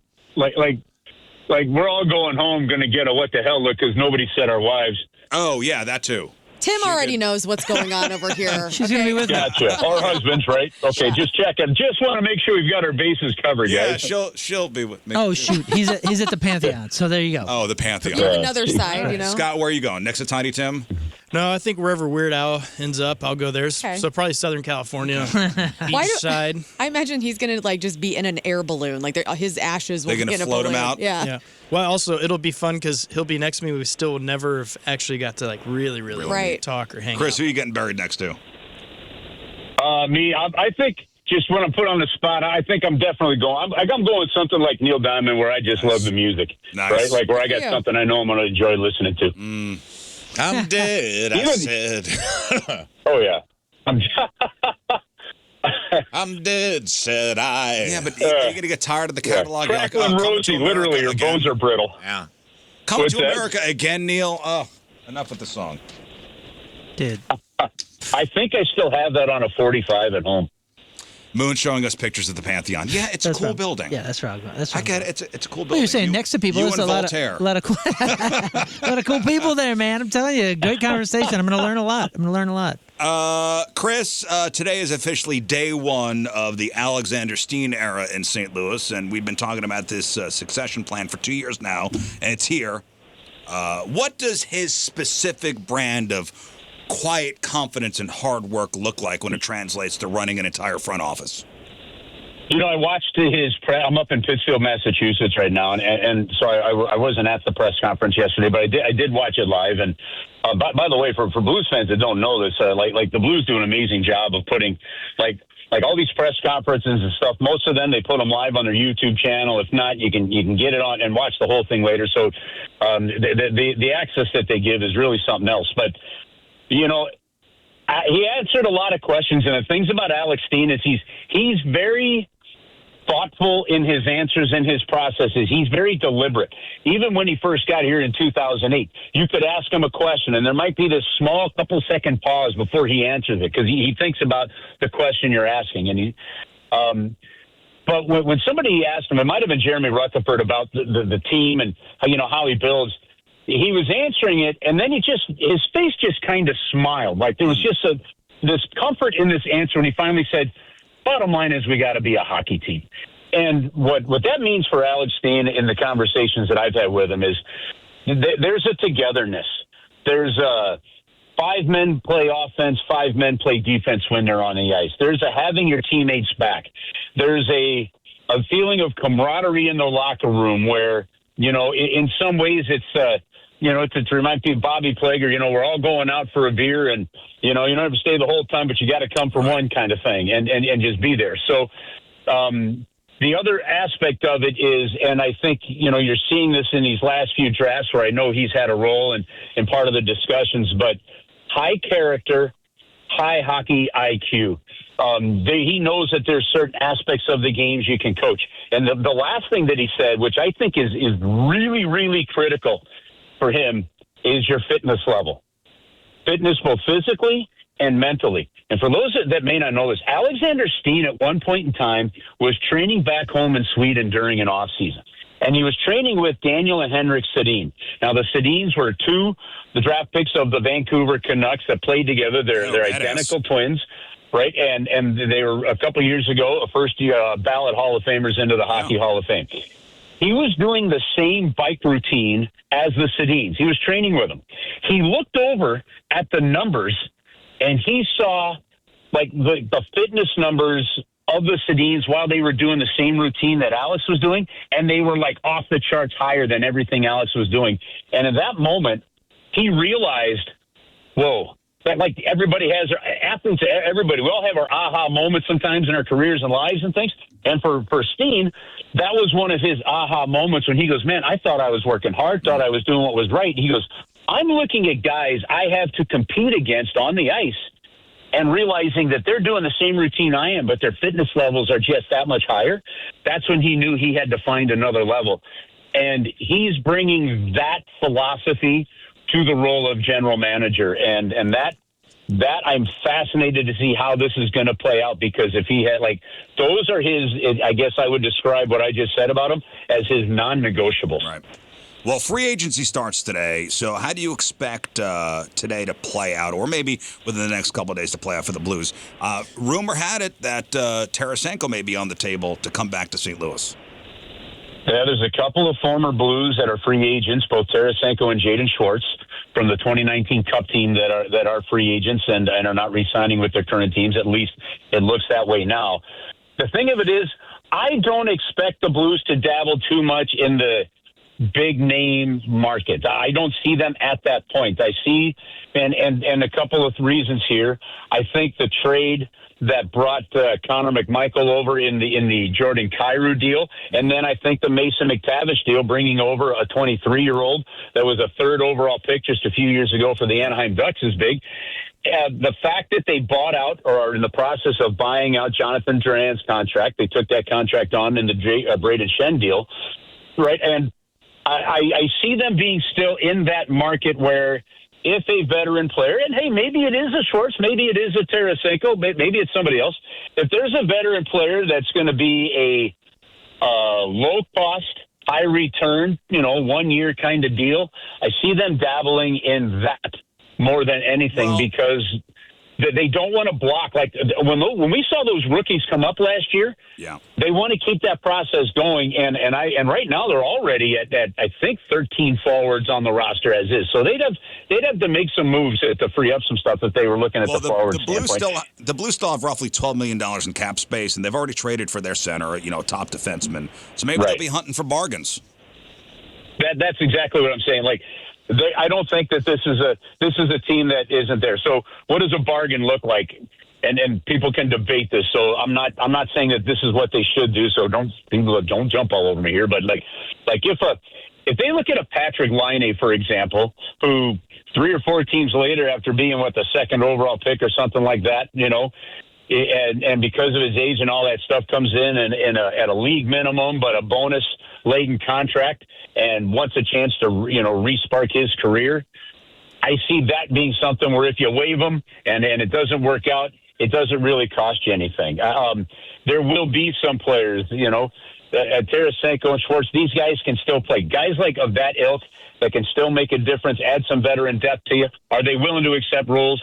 To me, those are the kind of deals, and that happens after, say, the big name free agents fly off the market and teams overpay for those. Right. Then you start to see where reality settles in. Well, we will see in the next couple of days what happens with this Blues team. Chris, have a great 4th of July. I guess you're going to be up in Massachusetts for it? Yeah, up here in Pittsfield, Massachusetts, where my wife's a hometown here, and so a little Western Mass action here for the 4th of July. All right, well, enjoy yourself. We'll talk to you next week. Okay, guys. Have an awesome week, everybody. There he is, the great Chris Kerber, everybody.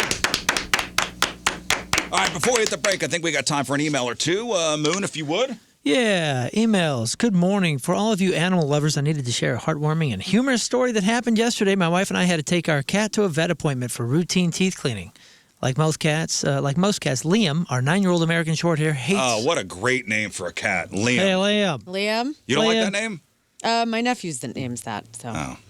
Does that kind of Sully's an animal name for you? Yeah, I can't have 2 of the same name. Let me tell you, Liam hates car rides. He screams for the majority of the 25-minute ride. Yeah. Screams. We have tried every type of music, all the commercials, silence, and then it happened. The Rizz Show came back from commercial break, and boom, Liam completely settled down for the remainder of the ride. On the way home, we tested it again. He cried for the first few minutes. This is for you, Liam. Stop this. He cried for the first few minutes despite the music choices, and then we turned the podcast on, and it was magic. My wife and I are both Team Rizz members and longtime listeners, so maybe I should not be so surprised. Maybe he was. Maybe he's used to listening to it in the house. I'm so glad we were able to bring some peace during Liam's stressful trips. Good job, guys. Thank you for everything you do and keeping the people and the pets calm and happy through all of our struggles. Have a great week and a happy 4th. Steven. Down, Rufus. Liam. Chopper sick balls. Next.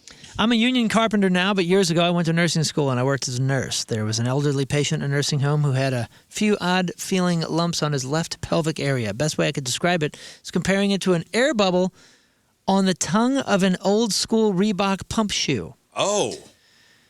You know what? I know. You know interesting description. I'm there. And he says, I consulted another nurse, one that had been at this location a while and knew the residents better. Turns out, it was one of those implanted devices to treat ED. Oh, yeah, I've heard of that. You know what? That Flip Wilson. Who's Flip Wilson? Old school comedian, Rafe Flip Wilson. Is this the one where they put the pump in the sack? And Yes, you, he was on the Stern Also Show a years sentence. ago.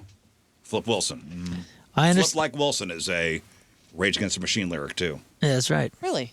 What do I got to do to wake you up? I understand and didn't ask any further questions and took time to research it, but basically a bulb Yeah. that you press just like a Reebok pump that would pump blood into the shaft. Only one I've ever heard of, listener Mike. But that's an interesting way to learn about those. Yeah. Follow up on the small penis guy. I'm reading it right now. I was getting ready to bring it up. Yeah, Michael Phillips, 38-year-old guy from North Carolina who's got the micro penis, the 0.38 inches when fully erect micro penis. He started a GoFundMe to get some money to get plastic surgery done. And a top celebrity plastic surgeon from Beverly Hills has stepped up to do the surgery for free. Oh, that's awesome. So now he gets to keep the money and the inch? What is that? What happens there? He raised all this money, this GoFundMe. Listen, man, you got a micro dong. Keep it. Yeah, Keep it. Yeah, why don't you have it? Yeah, Right? I mean, Put that in an envelope for another day. I'm sure he's gonna have to still pay for a place and stuff when he's in LA for a while. So Get it done twice. I know what to use that for.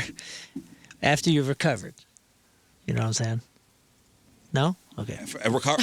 After you've recovered, take it to Vegas or something. Oh, take it. I think you said take it maybe for a get like a spin. hooker. That's what I am talking about. Oh, get a hooker? Oh, okay. I'm saying, yeah. So yeah. take your new dong for a spin. Yeah. So Just kidding. This Dr. Robert Dorfman. hey, don't call him Hey, names. Dorf. He caught wind of the story and genuinely felt sorry for the guy. He reached out, offered to do the $20,000 procedure for free. He says, I understand how deeply personal these concerns can be. They have a significant impact on self-esteem and confidence. He says, if I have the opportunity to help somebody feel better about themselves, I'm happy to offer my services at no cost. This is the hero we need. Indeed. So, Michael, I hope you get some girth and length. Can you just keep going back? Can you Just add another stacking? I've adjusted. It's like a I need Russian more. nesting doll of wiener. I don't know. Get stacked, brother. Dr. Dorf, I've adjusted, and I'm back for more. At least he's going to like a top guy, too. That's good. You don't want to go to bargain basement guy for that. Reading more about how this Michael guy got in the spotlight. So it actually started with an online argument. So Michael, this is the guy with the tiny dong, he allegedly insulted a woman's weight on social media. And then when she clapped back by mocking his manhood, he decided I think she didn't know.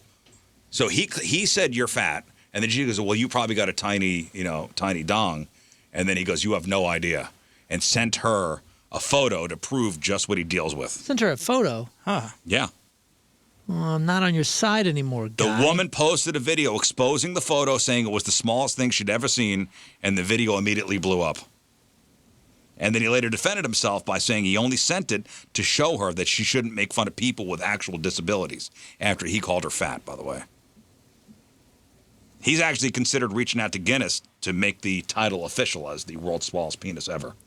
Can you imagine being the guy that has to go and prove it? That poor guy. Yeah, you got to get the guy with the clipboard and the suit. Yeah. The Guinness suit. When he walks out, Stop he's sending your sad. dong. Stop sending your dong. He's like, who the hell is Scott Rizzuto anyway? But you know what, though? To be honest, and you're like, oh, why is this guy making fun of people's weight? And, kind of a jerk for doing that. The man has the smallest dong on the face of the earth. Have a little grace.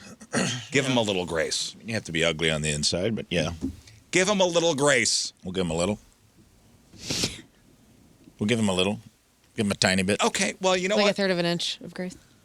I can put 38 inches of grace. Matt, somebody makes fun of you. Oh, look, Moon's got a small weenie. But imagine having the absolute smallest of everybody on Earth. On Earth. Can't imagine. That's a tough cross to imagine. bear. Oh, look, Rizz Imagine has being a the second tiny, smallest tiny, guy. tiny weenie. You probably got a small dong. You have no idea. The absolute smallest. I know, but imagine being the second, Oh, you can't even have the record. You get the phone call, and Rizz, Guinness is on the phone. Oh, find me. Oh. Hello. They want to talk to you. Hello, Guinness. I'm sorry, sir. You only have the second smallest penis. Oh, the only thing I could Hang my hat on. hang my hat on. But also not hang my hat on. Have it slide right off. All right, one more. Okay, hey, listen, Good morning. For the past 35 years, I've been a midnight eater, and as a child, I was known to sleepwalk. This past March, I was talking to a friend about a margarita pizza. There's only one place around here that makes it the way that I like. It's a place called Pizza World in Belleville, and I went to bed around 9 p.m. Pizza World. It's one down the street. Sometime later, I got up in my sleep. I left my boyfriend a note saying I was going to go get a pizza, and I was taking my son's dog with me. Oh, my God. I even wrote the time on the note, 11:18 p.m. I made it less than 3 minutes from the house before I fell asleep behind the wheel, and I hit a culvert. Holy cow. Needless to say, my car was totaled. I ended up with plate and screws in my left wrist. Thankfully, What about the dog? The dog was okay. Okay. And everything turned out all right in the end. But afterwards, I did some research and learned that even when you're asleep, parts of your brain can still perform complex tasks like leaving the house and getting in a car. Yep. That's why I now hide my keys before going to bed. Have a great day, Dawn. Oh, my God. Well, how was the pizza? I don't think she made it. You left out the most important part? Yeah, She didn't make it. you got the lead. What's up with the pizza? Did you get the pizza? I don't think she got there.